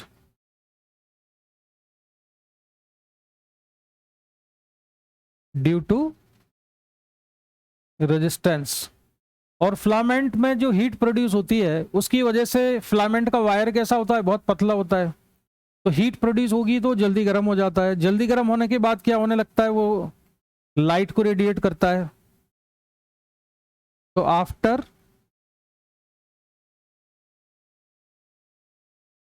getting heat, filament of the bulb starts glowing। filament starts glow करने लगता है। इसी को हम क्या कहते हैं कि बल्ब ऑन हो गया, लाइट जल गई। बल्ब के केस में यही होता है कि नहीं? ठीक है, अच्छा। दूसरी चीज, एक कंडक्टर के बारे में और पढ़ते हैं अभी, कि जब करंट का फ्लो होता है तो बैटरी देती क्या है? आखिर बैटरी क्या चीज देती है? क्या सप्लाई करती है बैटरी? चार्ज सप्लाई करती है कि नहीं? बैटरी क्या सप्लाई करती है कंडक्टर को? तो बैटरी कंडक्टर को ना कभी भी चार्ज सप्लाई नहीं करती है, बैटरी कंडक्टर को एनर्जी सप्लाई करती है। तो यहां पर मैंने एक बैटरी लगा दी, इधर ये पॉजिटिव टर्मिनल, ये नेगेटिव टर्मिनल, यहां पॉजिटिव नेगेटिव। तो अभी ना काफी थ्योरेटिकल चीजें मैं बता रहा हूं, ये सारी चीजें तुमको आगे हम जैसे जैसे चैप्टर बढ़ेगा ना तो सारी चीजें तुम्हारे दिमाग में क्रिस्टल क्लियर होना चाहिए, ये वाली। इसलिए इतना सारा थ्योरेटिकल पोर्शन में तुम्हारे दिमाग में बिल्कुल बिठा रहा हूं। जो बैटरी होती है या जो सेल होता है, बैटरी के अंदर क्या चीज होती है? क्या दो इलेक्ट्रोड होते हैं, तुमने पढ़ा होगा 9th-10th में या केमिस्ट्री में भी पढ़ा होगा, है ना आरुषि? Yes, sir. क्या होता है बैटरी के अंदर? दो इलेक्ट्रोड। और क्या होता है? इलेक्ट्रोलाइट होता है। तो इलेक्ट्रोलाइट में ये दोनों इलेक्ट्रोड्स अंदर रहते हैं, सबमर्ज होते हैं या डूबे हुए होते हैं। फिर हम दोनों इलेक्ट्रोड को कनेक्ट करते हैं तो क्या होने लगता है? करंट फ्लो होने लगता है। करंट पास होता है। तो करंट फ्लो होता क्या है कि जो इलेक्ट्रोलाइट है उसमें केमिकल रिएक्शन होने लगती है। अब केमिस्ट्री में भी तुमने पढ़ा है कि केमिकल रिएक्शन अगर होगी तो रिएक्शन कैसी होनी चाहिए? बैलेंस्ड होनी चाहिए। रिएक्शन कैसी होनी चाहिए? बैलेंस्ड, यानी कि जितना पॉजिटिव चार्ज है उतना ही नेगेटिव चार्ज लिबरेट होना चाहिए इलेक्ट्रोड पर। दोनों इलेक्ट्रोड पर इक्वल अमाउंट में पॉजिटिव और नेगेटिव चार्ज आता है हमेशा। ऐसा नहीं होता है कि पॉजिटिव चार्ज एक पे ज्यादा आ गया और इलेक्ट्रोड पर नेगेटिव कम आया, ऐसा नहीं होगा। जो कैथोड और एनोड होते हैं उन पर इक्वल अमाउंट में पॉजिटिव और नेगेटिव चार्ज डिपॉजिट होता है। पढ़ा है ये तुमने? Yes, sir. तो इसीलिए जब बैटरी के एक टर्मिनल से जितना करंट निकलता है दूसरे टर्मिनल से उतना ही करंट वापस आना चाहिए। जितना यहां से बाहर निकलेगा उतना ही अंदर आना चाहिए, क्योंकि रिएक्शन तभी बैलेंस होगी ना। जितना चार्ज इस वाले इलेक्ट्रोड पे डिपॉजिट हुआ है उतना ही इस पे होना चाहिए। ये सेट हो गई बात दिमाग में कि नहीं? Yes, sir. तो अब बैटरी क्या करती है, यहां से जब करंट का फ्लो होता है तो करंट का फ्लो होने के लिए एक इलेक्ट्रॉन ने यहां पर एंट्री ली, कंडक्टर के अंदर एक इलेक्ट्रॉन आया, तो कंडक्टर के अंदर इलेक्ट्रॉन का जो नंबर है ना वो चेंज नहीं होता है करंट फ्लो होने पर। जितने इलेक्ट्रॉन्स पहले थे उतने ही बाद में रहते हैं।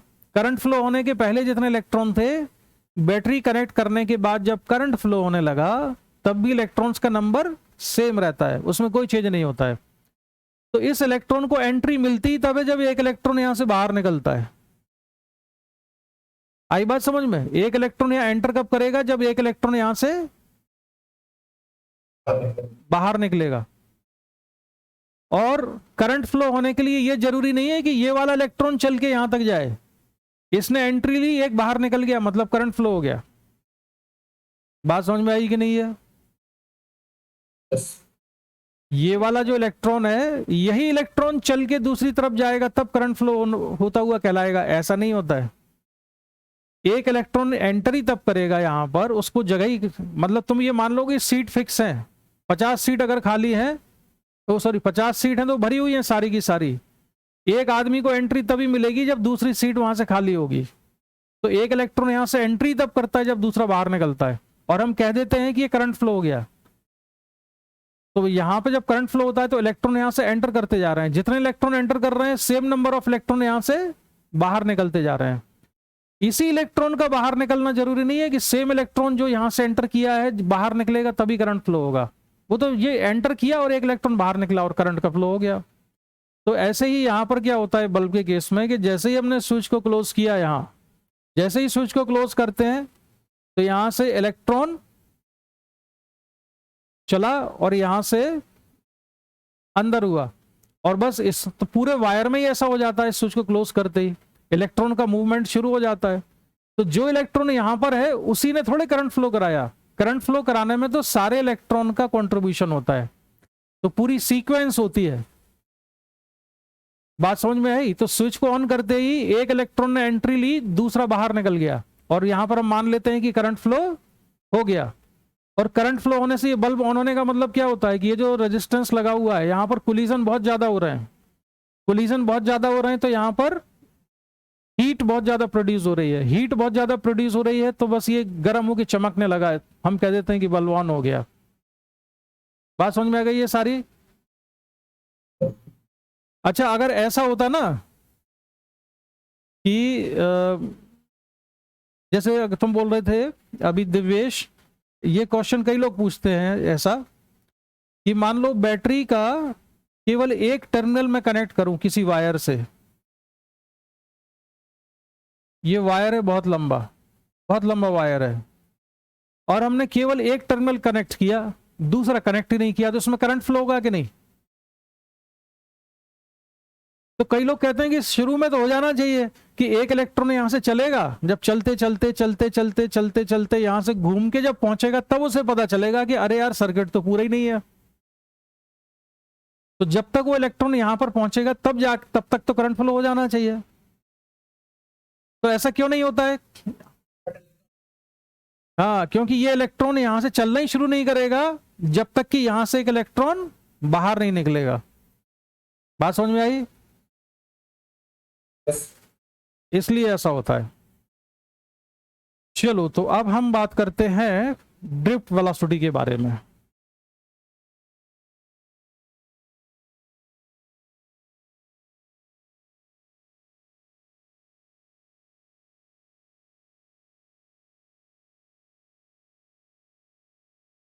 देखो, अगर इलेक्ट्रिक फील्ड नहीं है कहीं पर तो मैं तुम्हें इलेक्ट्रॉन का पाथ दिखा रहा हूं, इलेक्ट्रॉन कैसे मूव करता है।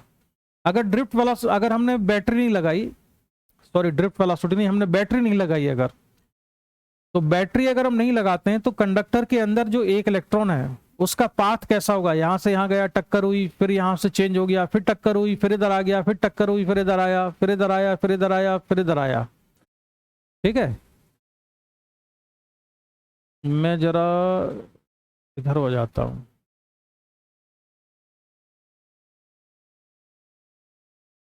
ठीक है, इस तरह से इलेक्ट्रॉन का पाथ होता है। लेकिन अगर इलेक्ट्रिक फील्ड लगा दें तो इलेक्ट्रिक फील्ड की वजह से फोर्स कहां लग रहा है इलेक्ट्रॉन पर? मान लो राइट साइड में लग रहा है। किधर मान रहे हैं फोर्स हम? राइट साइड में। तब क्या हो जाएगा?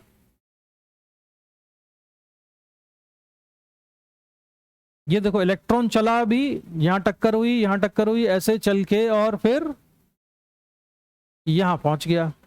ये कब की बात है? जब हमने इलेक्ट्रिक फील्ड नहीं लगाई है। ठीक है, अब हमने इलेक्ट्रिक फील्ड लगा दी, ऊपर लिख दिया है देखो ई। तो इलेक्ट्रिक फील्ड की वजह से अब जब चार्ज पार्टिकल चलेगा तो उसका जो पाथ होगा वो कैसा होगा? वो थोड़ा थोड़ा आगे खिसक जाएगा।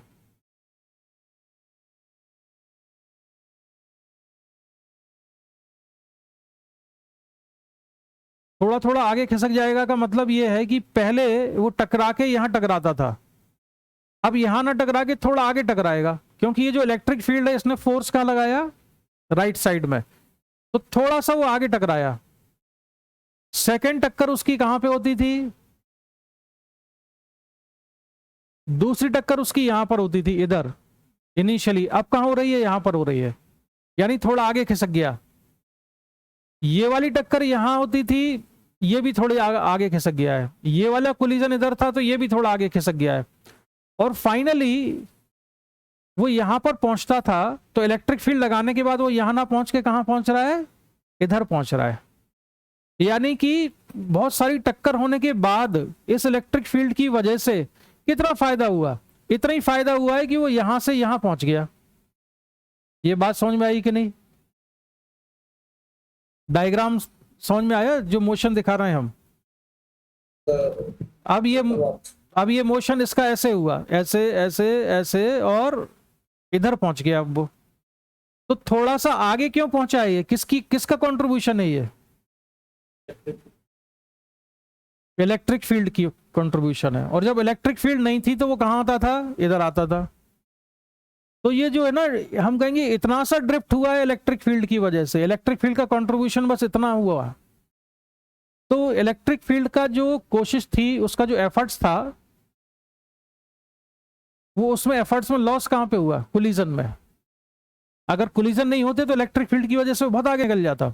लेकिन बार बार जो कोलिजन हो रहे हैं उसकी वजह से अल्टीमेटली वो यहां पे ना पहुंच के कहां पहुंच गया? यहां पहुंच गया। तो इतना सा ही आगे पहुंच पाया है। ये बात समझ में आ गई?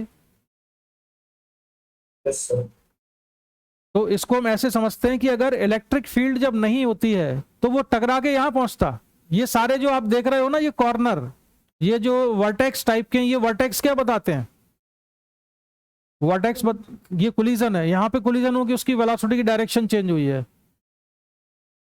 जितने भी वर्टेक्स जैसी चीजें आप देख रहे हो ना, यहां पे कोलिजन हुआ है, उसकी वेलोसिटी चेंज हो गई, यहां कोलिजन हुआ। तो इलेक्ट्रिक फील्ड लगाने के बाद भी कोलिजन हो रहे हैं, लेकिन ये सारे कोलिजन थोड़े थोड़े आगे खिसक गए। ये बात समझ में आई? इलेक्ट्रिक फील्ड लगाई तो जो कोलिजन थे वो थोड़े थोड़े देखो आगे खिसक गए। समझ में आया ये? तो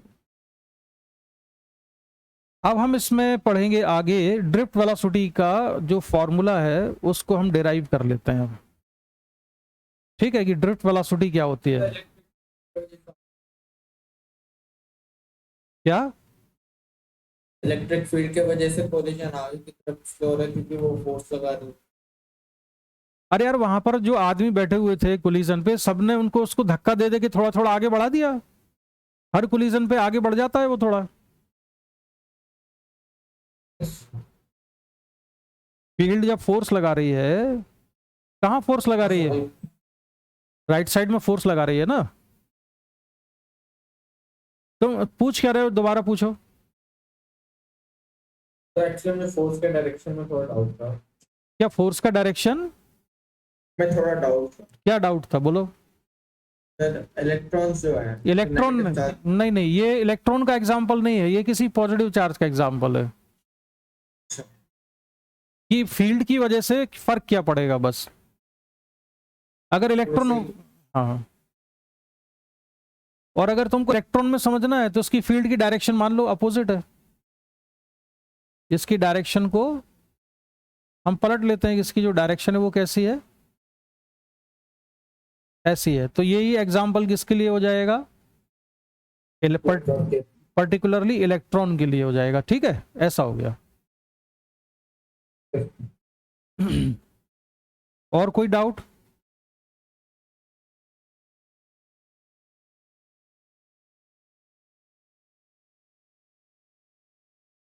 क्लियर है ये चीज ना अब? क्यों भाई? अच्छा, अब हम आगे पढ़ते हैं और बनाते हैं ड्रिफ्ट वेलोसिटी का एक्सप्रेशन। तो ड्रिफ्ट वेलोसिटी का फॉर्मूला आरुषि तुम्हारे तो स्कूल में करा दिया है, याद है क्या था फॉर्मूला?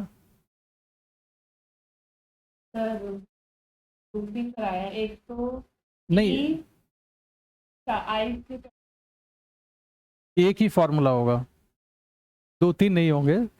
सर हमें तो 2-3 कराए। क्या क्या बताओ?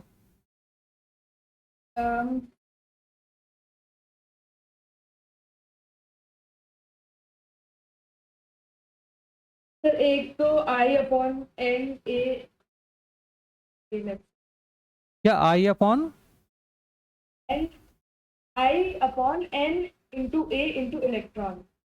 अरे इनटू इलेक्ट्रॉन क्या होता है?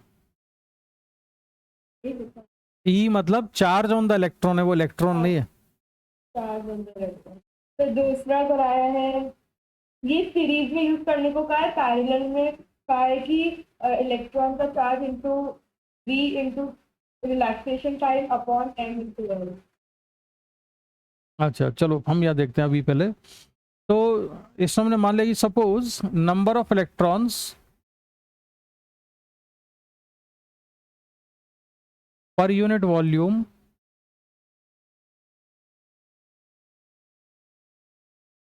कितना है, एन के बराबर है। एरिया ऑफ क्रॉस सेक्शन कितना है,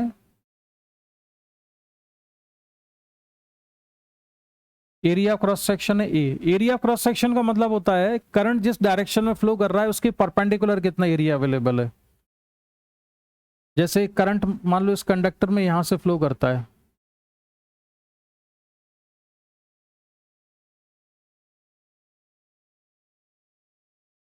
तो एरिया क्रॉस सेक्शन का मतलब है ये वाला एरिया ए, ये वाला एरिया ए जो बीच में बनाया है, क्योंकि करंट का जो फ्लो होगा वो ऐसे होगा, तो करंट के फ्लो के परपेंडिकुलर जो एरिया होता है उसको क्रॉस सेक्शन एरिया कहते हैं। तो ये एरिया क्रॉस सेक्शन ए है। और वीडी क्या है, वीडी हमने मान ली कि ड्रिफ्ट वेलोसिटी है, जिससे कि चार्ज पार्टिकल मूव कर रहे हैं इफेक्टिवली। वीडी ड्रिफ्ट वेलोसिटी है, एन मैंने लिख दिया, ए लिख दिया, वीडी लिख दिया, और आई क्या है, करंट इसमें फ्लो कर रहा है। ठीक है, तो इनमें आपस में हमको रिलेशन बताना है कि कितना होगा। तो इसका रिलेशन हम ऐसे निकालते हैं कि सपोज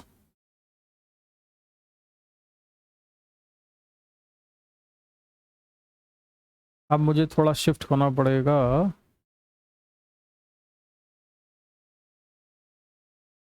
यहां पर हमने एक एरिया कंसिडर कर लिया, यहां पर कितना है, ये ए के बराबर है। ठीक है, ड्रिफ्ट वेलोसिटी कितनी है, वीडी। तो जो चार्ज पार्टिकल यहां से मूव करेंगे वो 1 सेकंड में कितनी डिस्टेंस कवर करेगा, ड्रिफ्ट वेलोसिटी कितनी है, drift velocity is VD metre per second. तो बच्चों देखो, अगर किसी चीज की वेलोसिटी है 5 मीटर पर सेकंड, तो इसका मतलब होता है कि वो 1 सेकंड में कितने डिस्टेंस कवर करेगा, 5 मीटर। किसी की वेलोसिटी है 10 मीटर पर सेकंड, तो 1 सेकंड में कितना चलेगा, 10 मीटर। तो अगर किसी की velocity VD metre per second है तो 1 सेकंड में कितना चलेगा, 1 सेकंड में कितने मीटर की डिस्टेंस कवर करेगा,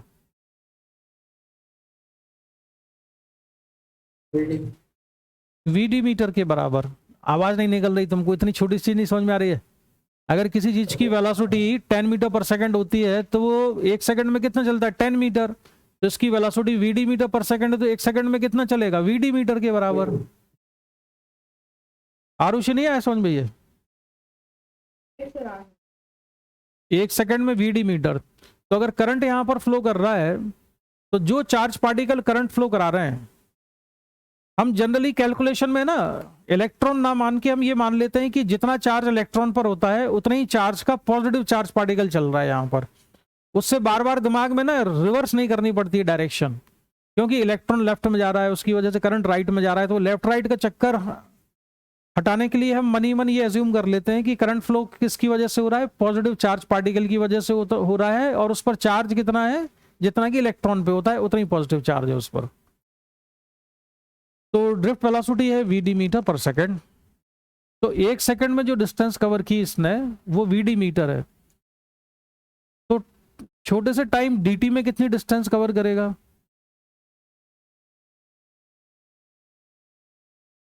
distance covered in small time dt equal to कितनी हो जाएगी, vd इंटू dt के बराबर। Velocity into time, charge particle ने जो डिस्टेंस कवर की होगी dt टाइम में, वो डिस्टेंस कितनी कवर की होगी, vd dt। तो मान लेता हूं कि ये डिस्टेंस कितनी है, ये है vd dt के बराबर है। मतलब समझे, ये चार्ज पार्टिकल एक यहां से एंट्री किया यहां से, और dt टाइम में वो कहां पहुंच गया, इधर पहुंच गया। तो ये जो एरिया है, इस एरिया को चार्ज पार्टिकल क्रॉस कर रहा है, और वो कहां तक पहुंच रहा है, यहां तक पहुंच रहा है। समझ गए? ये एरिया 1 था, एरिया 1 से कहां तक पहुंच गया, वो एरिया 2 में।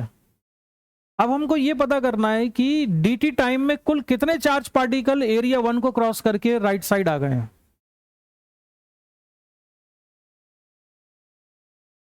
Total charge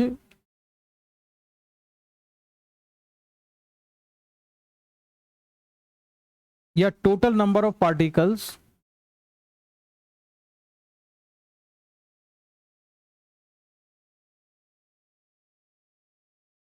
that flows through area in time dt। मुझे ये पता करना है कि यहां से इस वाले एरिया को क्रॉस करके dt टाइम में कुल कितने चार्ज पार्टिकल राइट साइड में आ गए हैं। तो वो चार्ज पार्टिकल कहां पर होंगे, जितने भी इसको क्रॉस किए होंगे dt टाइम में, वो सारे के सारे कहां पर होंगे, इसी के बीच में होंगे, 1 और 2 के बीच में। क्योंकि dt टाइम में जो चार्ज पार्टिकल यहां पर था, वो dt टाइम में कितनी डिस्टेंस कवर करता है, इतनी डिस्टेंस कवर करता है। तो सारे चार्ज पार्टिकल dt टाइम में जो भी इसको क्रॉस किए, वो सारे के सारे इतने ही एरिया में होंगे ना, 1 और 2 के बीच में, इसी में ही तो फंसे हुए होंगे। तो वो तो total number of particle that flows through area in time dt equal to, तो ये है क्या, ये बन क्या गया, ये सिलेंडर बन गया एक। इस सिलेंडर की लेंथ क्या है, vd dt है, और एरिया कितना है, a है। तो एरिया a, लेंथ है vd इंटू dt के बराबर। तो ये सिलेंडर का क्या लिख दिया हमने, वॉल्यूम लिख दिया है, ये वॉल्यूम है। इस वॉल्यूम में कुल कितने चार्ज पार्टिकल हैं, n से मल्टीप्लाई कर दिया हमने, क्योंकि number of charge particle per unit volume कितने हैं, n है। तो यूनिट वॉल्यूम में अगर n है, तो इस वाले वॉल्यूम में कितने होंगे, na इंटू vd dt के बराबर। समझ में आया ये? यूनिट वॉल्यूम में कितने हैं, n। तो ये जो वॉल्यूम है यहाँ पर सिलेंडर का, इस वॉल्यूम में कितने होंगे, इस सिलेंडर के वॉल्यूम से मल्टीप्लाई कर दिया। तो na इंटू vd dt। ये vd dt क्या चीज है, लेंथ है सिलेंडर की, और ये a क्या है, एरिया क्रॉस सेक्शन है। ये number of charge particle per unit volume है। तो dt टाइम में जो भी चार्ज पार्टिकल इसको क्रॉस करके राइट साइड में आते हैं, उनका नंबर ये है na vd dt। अब ये तो चार्ज पार्टिकल है, तो टोटल चार्ज कितना फ्लो हुआ, चार्ज से मल्टीप्लाई कर देंगे हम इसको। तो टोटल चार्ज जो फ्लो हुआ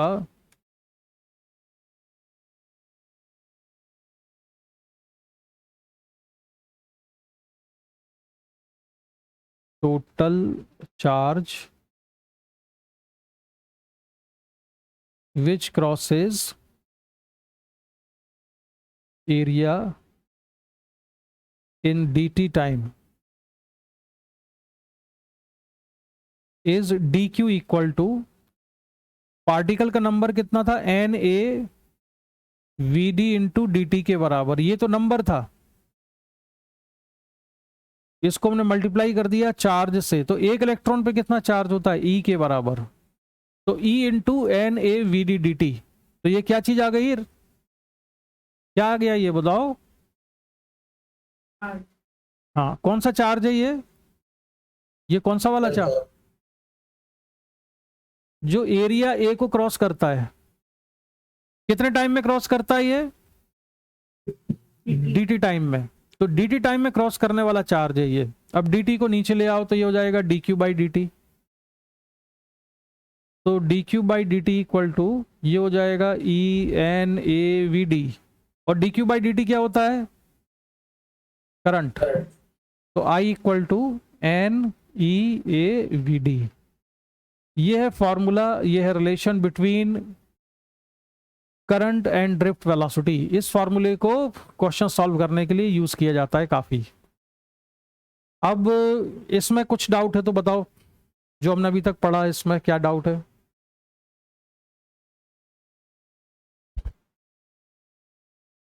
बोलो।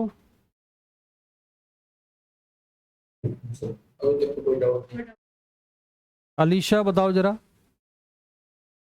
ये डाउट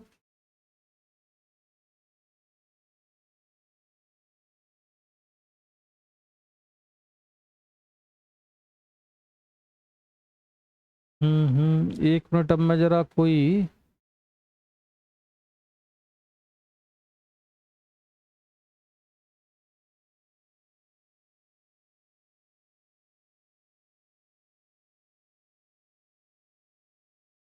पूरी स्क्रीन क्या पूरी स्क्रीन, नहीं देख सुबह बैठ नहीं।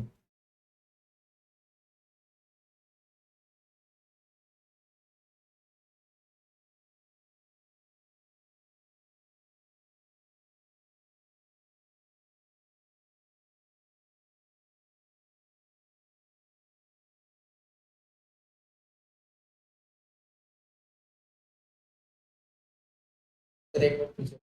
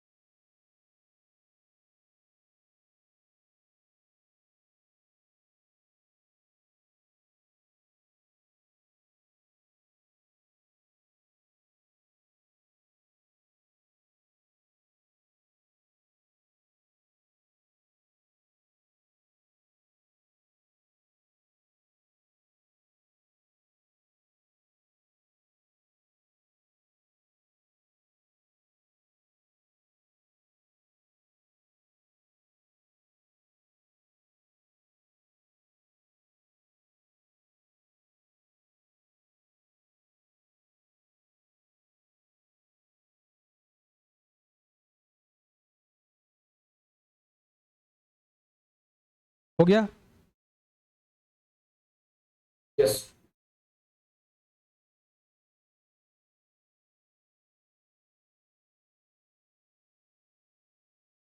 चलो अब मैं तुमको कुछ दूसरी चीज बता रहा हूं,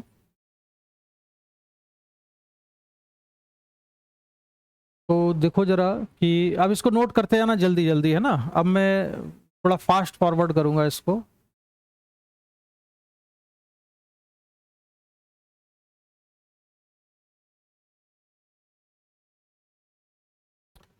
अगर हमने इलेक्ट्रिक फील्ड ई अप्लाई की किसी कंडक्टर पर, तो इलेक्ट्रॉन पर जो फोर्स लगता है वो F/m होता है और एक्सेलरेशन हो जाता है E/E/m। क्लियर ये इतना?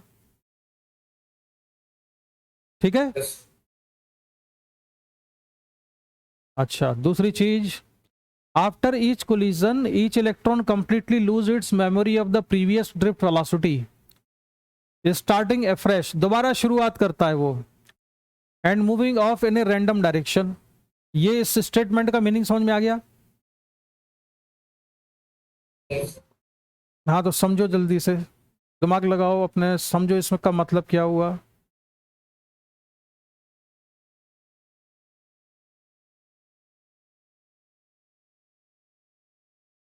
Sir, lose its memory का ट्राई कर बार बार, तो बार बार टकराएगा तो बार बार हाँ, बार बार टकराएगा, बार बार उसके पास नई वेलोसिटी आएगी।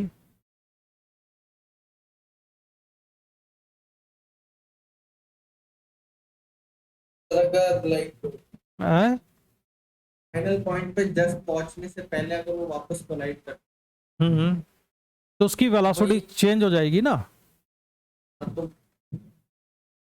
वही ड्रिफ्ट लॉस। हर कोलिजन के बाद वेलोसिटी चेंज हो जाती है उसकी। तो जो ड्रिफ्ट वेलोसिटी पढ़ते हैं वो हम कौन सी होती है? वो तो एवरेज होती है। तो हर कोलिजन में वेलोसिटी उसकी चेंज होगी, ठीक है। अब इसमें देखो, suppose average time between two collision is tau. दो कोलिजन के बीच का जो टाइम होता है एवरेज टाइम, इसका नाम क्या होता है? इस टाइम को क्या कहते हैं आरुषि?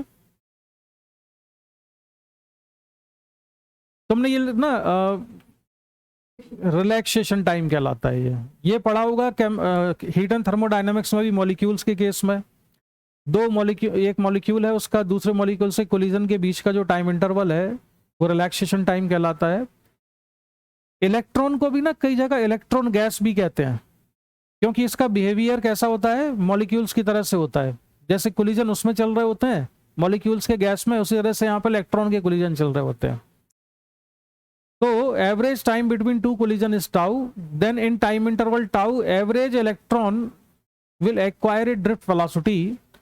तो उसकी वेलोसिटी कितनी हो जाएगी? v = u + at लगा रहे हैं हम। समझ में आया? ये जो सफिक्स है, ये vd का मतलब क्या है? Final drift velocity.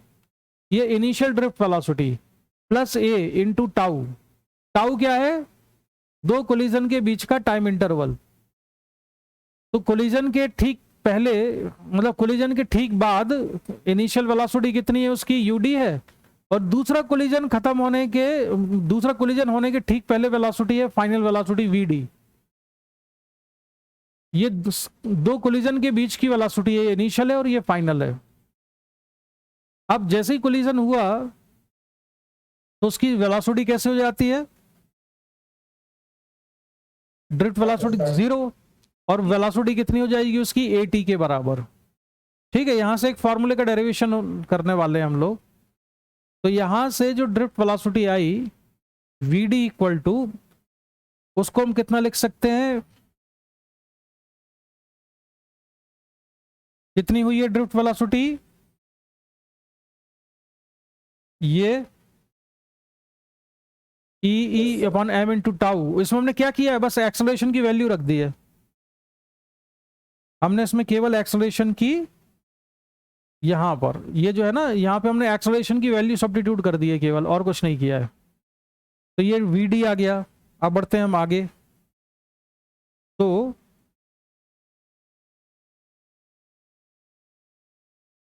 अब J = होता है NEVD। J पढ़ा है तुमने, क्या चीज होती है बच्चों? J कहलाती है करंट डेंसिटी। करंट डेंसिटी क्या होता है? J = क्या होता है? फॉर्मूला बोलो, I/एरिया। और हमने I = कितना पढ़ा अभी? NEAVD/A। तो A से A कैंसिल हो जाएगा, तो ये कितना बचेगा? NEVD। तो J = कितना हो गया? NEVD। ये फॉर्मूले भी तुम्हें याद रखना है। करंट डेंसिटी और ड्रिफ्ट वेलोसिटी के बीच का रिलेशन है ये, J = NEVD। अब हम इसमें vd की वैल्यू सब्स्टिट्यूट कर दी हमने। वी डी इक्वल टू कितना निकाला था हमने, N E square tau upon M के बराबर। तो वैल्यू हमने कहाँ पे सब्स्टिट्यूट कर दी है, इसमें, ये वी डी में ये वैल्यू रख दी। अब ये जो क्वांटिटी आई है N E square upon tau, N E square tau upon M, इसको कहते हैं कंडक्टिविटी ऑफ द मटेरियल। तो sigma equal to N E square tau upon M, ये सारा जेई मेंस के लिए बहुत जरूरी है, फॉर्मूले याद कर लेना। Sigma equal to N E square tau upon M, ये क्या कहलाती है, कंडक्टिविटी। रेजिस्टिविटी होती है reciprocal of conductivity, 1 upon sigma, और ये कितना हो जाएगा, rho equal to M upon N E square tau. Rho equal to M upon N E square tau, ठीक है। Yes sir.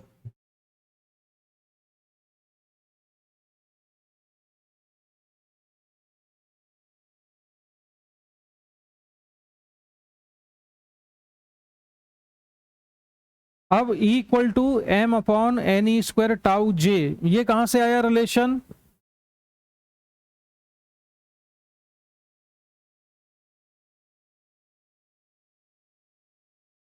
ऊपर वाली लाइन देखो जरा, ये एन ई स्क्वायर, तो यहां से E इक्वल टू कितना हो गया, M upon N E square tau into J. अरे यार बोल नहीं रहे हो तुम लोग। Yes sir. तो E equal to M upon N E square tau into J, और M upon N E square tau किसके बराबर है, सिग्मा के बराबर कि रो के बराबर है, रो के। तो E इक्वल टू हो जाएगा रो जे, या J equal to 1 upon rho E, 1 upon rho को सिग्मा भी लिखते हैं, तो J equal to sigma E. ये एक बहुत इंपॉर्टेंट रिलेशन है, J equal to sigma E. तो तुम्हें कौन कौन से फॉर्मूले याद करने हैं, देखो, बाकी याद हो चाहे ना हो, एक तो तुम्हें रो याद होना चाहिए कि M upon N E square tau होता है, और J equal to sigma E होता है। ये रिलेशन याद रखना, ये भले स्कूल में नहीं पढ़ाए गए होंगे, तुम्हें स्कूल में पढ़ा था ये आरुषि, नहीं सर, हाँ इसमें कोई जे कराया ही नहीं। हाँ, तो स्कूल में भले ना पढ़ाओ, लेकिन तुम अभी याद रखना है इसको, ये तुम्हारे जेई मेंस के एग्जाम के लिए ये दोनों फॉर्मूले बहुत जरूरी। डेरिवेशन भले ना आता हो, लेकिन ये फॉर्मूले याद कर लेना। डेरिवेशन मैंने इसलिए करा दिया कि तुम्हें पता रहे कि आए कहां से हैं। तो rho equal to M upon N E square tau और J equal to sigma E, ये याद रखना। अब E इक्वल टू क्या होता है, delta V upon delta L, V upon L लिखते हैं ना इलेक्ट्रिक फील्ड को, पोटेंशियल डिफरेंस अपॉन लेंथ। तो E को लिखा बच्चों delta V upon L, M upon N E square tau, और J कितना होता है, I अपॉन ए के बराबर। डाइजेस्ट होता जा रहा है कि नहीं है। J को कितना लिख दिया हमने, current upon area cross section. Electric field को कितना लिखा हमने, पोटेंशियल डिफरेंस अपॉन लेंथ, ठीक है। अब यहां से हम लिखने वाले हैं डेल्टा V इक्वल टू, मैं नेक्स्ट पेज पे जाऊंगा, इसको नोट कर लिया तुमने इतना, नहीं सर अभी। तो चलो नोट कर लो, फिर मैं नेक्स्ट पेज पे जाने वाला हूं।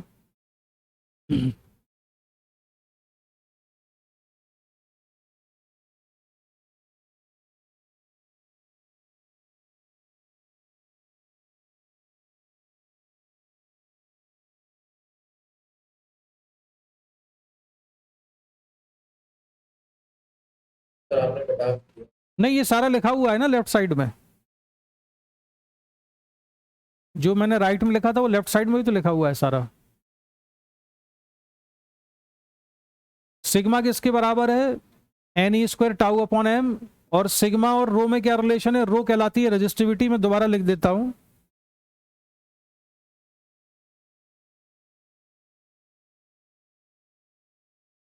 resistivity of the material is rho, conductivity of material is sigma, रो किसके बराबर है, M upon N E square tau के बराबर, सिग्मा है N E square tau upon M के बराबर। Current density J equal to sigma E के बराबर। अब मैं J की जो वैल्यू है वो लिख रहा हूं I अपॉन ए, सिग्मा को लिख दिया N E square tau upon M, और ई को लिखा हमने डेल्टा वी अपॉन एल। तो यहाँ से डेल्टा वी की जो वैल्यू है वो हो जाएगी M upon N E square tau A into I, और एल भी आएगा एक ऊपर। तो डेल्टा वी इक्वल टू बना M upon N E square tau into L by A into I. अब ये जो सारी की सारी क्वांटिटी है इसको लिखा delta V equal to M upon N E square tau क्या था आरुषि? रो। रो। तो ये हो जाएगा rho L by A into I. अब रो एल बाई ए को क्या कहते हैं? रेजिस्टेंस। और ये जो इक्वेशन आई है ये कहलाती है Ohm's law, delta V equal to rho L by A into I. Note कर लिया? अब मैं आगे बढ़ूं? Yes sir. Alisha? Yes, sir, हो गया। तो delta V equal to M upon N E square tau L by A into I, और this quantity m upon n square tau is called resistivity of the material and is represented by the symbol rho. Delta V को लिखा rho L by A into I. This quantity rho L by A is called resistance of the material and is represented by R. और delta V equal to IR आ गया. Delta V is proportional to I. And delta V is proportional to I. This is called Ohm's law.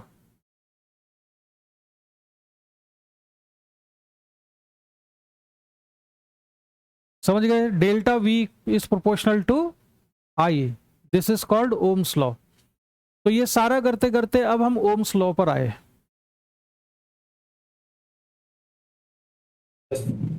एक second previous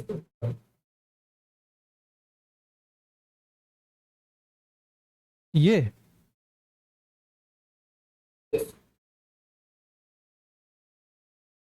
screenshot ले लो तुम इसका।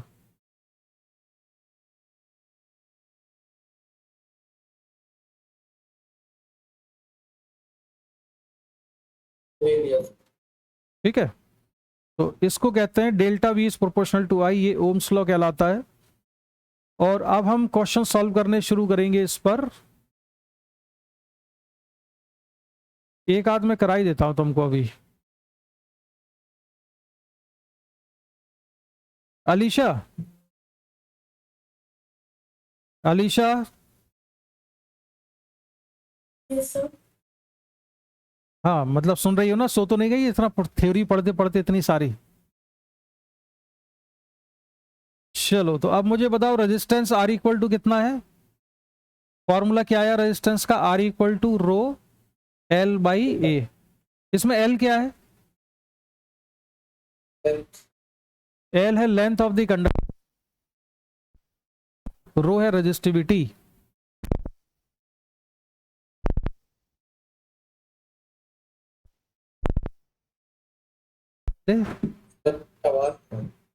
क्या आवाज?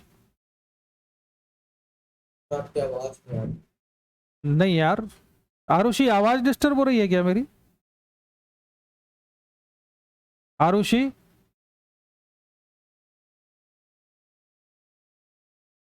Hello, आ रही है। आ रही है ना? बीच में चली गई थी। अच्छा तो देखो मैं यहां पर बना रहा हूं एक स्लैब। आवाज नहीं आए तो मुझे बता देना, क्योंकि हो सकता है बैटरी डाउन हो गई हो मेरे माइक्रोफोन की, तो मैं बैटरी चेंज कर लूंगा।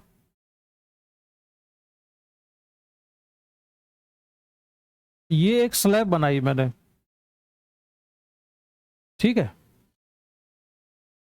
इस स्लैब में जो डायमेंशन है वो ये दी हुई है कि ये जो लेंथ है इसकी, ये तो लेंथ है ए के बराबर, ये है बी के बराबर, और ये है c के बराबर। इसकी रेजिस्टिविटी गिवन है क्वेश्चन में, रेजिस्टिविटी इज रो। अगर इसकी रेजिस्टिविटी रो के बराबर है तो हमें बताना है कि स्लैब का रेजिस्टेंस क्या होगा। फॉर्मूला ये यूज करना है, इस फॉर्मूले को यूज करके बताना है कि इसकी रेजिस्टिविटी क्या होगी।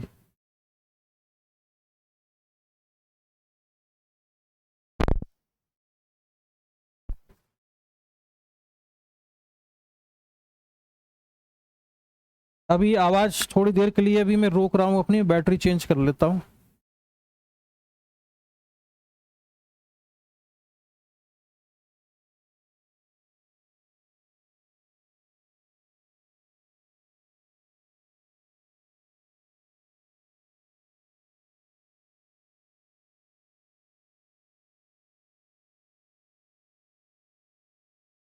ठीक है, आने लगी आवाज अब। Yes sir. तो इसका रेजिस्टेंस बताओ भाई क्या होगा।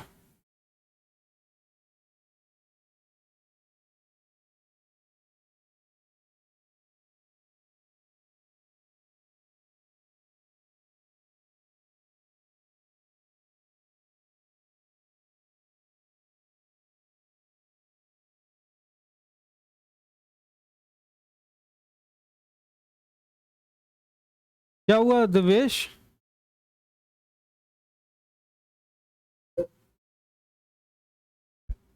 देखो इसका रेजिस्टेंस तुम लोग अभी नहीं निकाल सकते। क्यों नहीं निकाल सकते, रीजन बताओ, किसी को समझ में आ रहा है? नहीं, उस पहले हमको ये पता होना चाहिए कि करंट का फ्लो कहां से कहां हो रहा है, बगैर उसके रेजिस्टेंस नहीं निकाल सकते।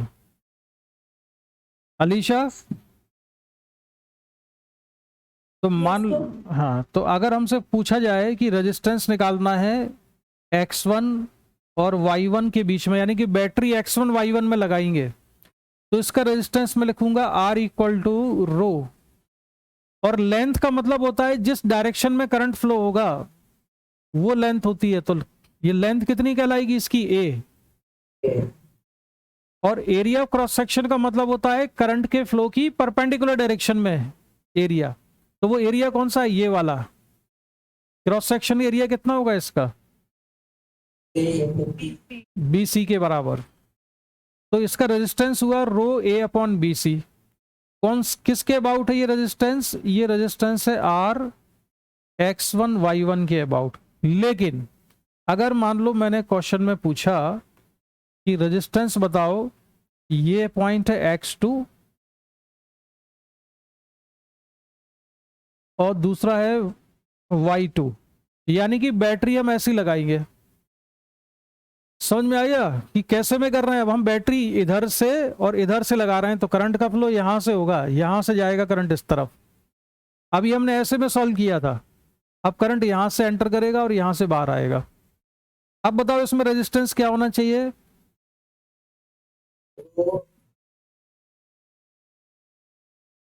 कितना, रो हाँ, इसमें लेंथ कौन सी होगी करंट के फ्लो की डायरेक्शन में? तो अलीशा इसमें लेंथ कितनी आएगी? इसमें अगर मैं रेजिस्टेंस निकाल रहा हूं x2 y2 के अबाउट, इसके अक्रॉस रेजिस्टेंस निकाल रहा हूं, इन दो पॉइंट के अक्रॉस, तो अब इस कंडक्टर की लेंथ क्या लेंगे हम? लेंथ ली जाती है करंट की फ्लो की डायरेक्शन के अलाउ, तो इसमें लेंथ कितनी लेंगे? नहीं, करंट तो ऐसे फ्लो हो रहा है ना यहां पर जाके, तो लेंथ होगी इसकी b। और एरिया क्रॉस सेक्शन कौन सा होगा? ये वाला एरिया, यहां से लेके ये वाला जो पोर्शन है, ये एरिया होगा। तो ये एरिया कितना हुआ इसका, AC के बराबर। ठीक है, इसकी जो डायमेंशन है ना, वो मान लो इस तरह की डायमेंशन है।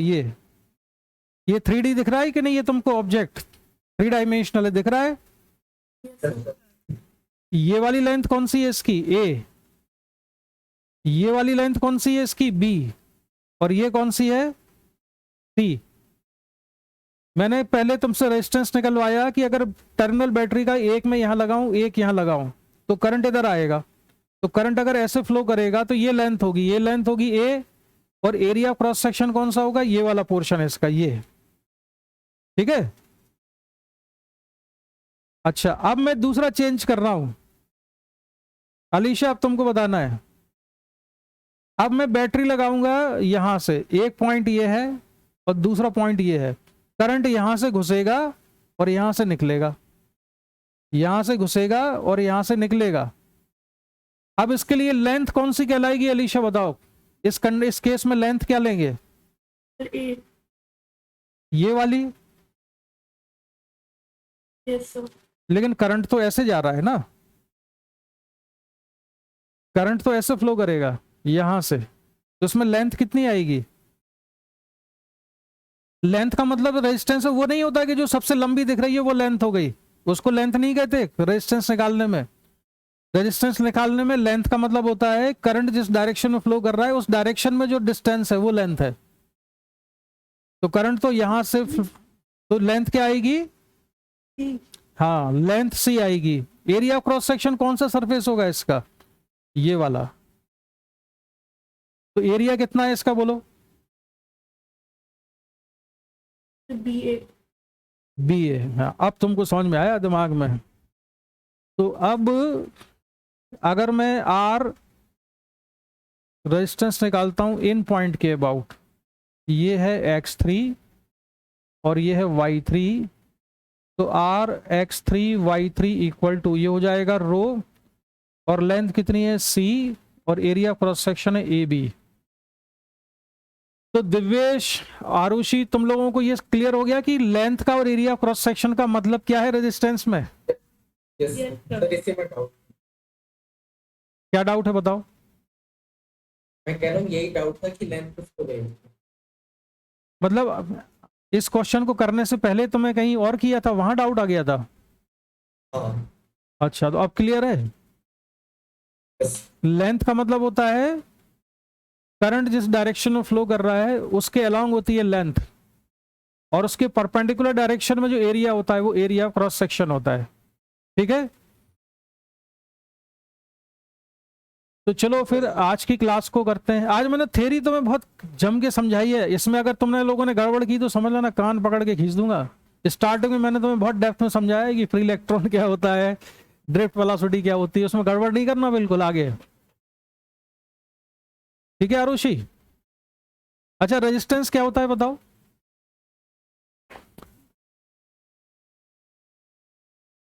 फॉर्मूला नहीं, मतलब रेजिस्टेंस एक्चुअल में क्या चीज होती है।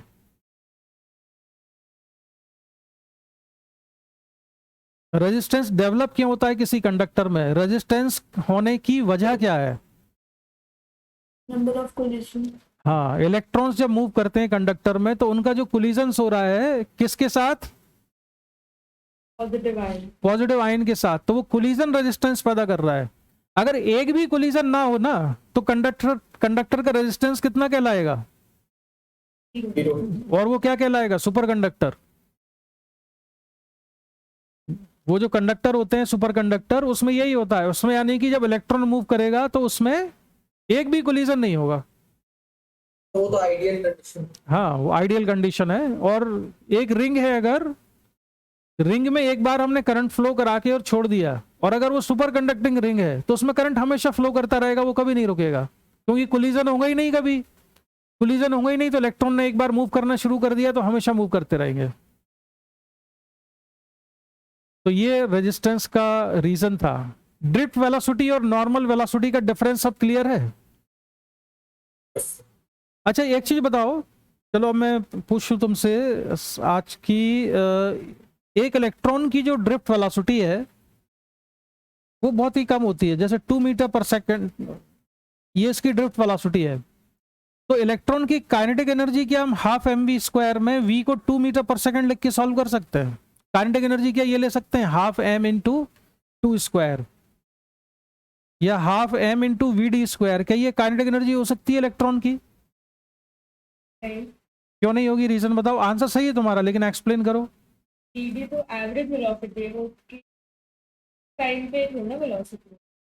हाँ, इसको और क्लियरली ऐसे समझो कि जैसे फुटबॉल के मैच में एक प्लेयर ने फुटबॉल को किक मारी और फुटबॉल बहुत तेजी से जा रही है, तो उस समय जो इसकी स्पीड है ना, उससे उसकी काइनेटिक एनर्जी लिखेंगे हम हाफ mv², जो एक्चुअल में स्पीड है उसकी।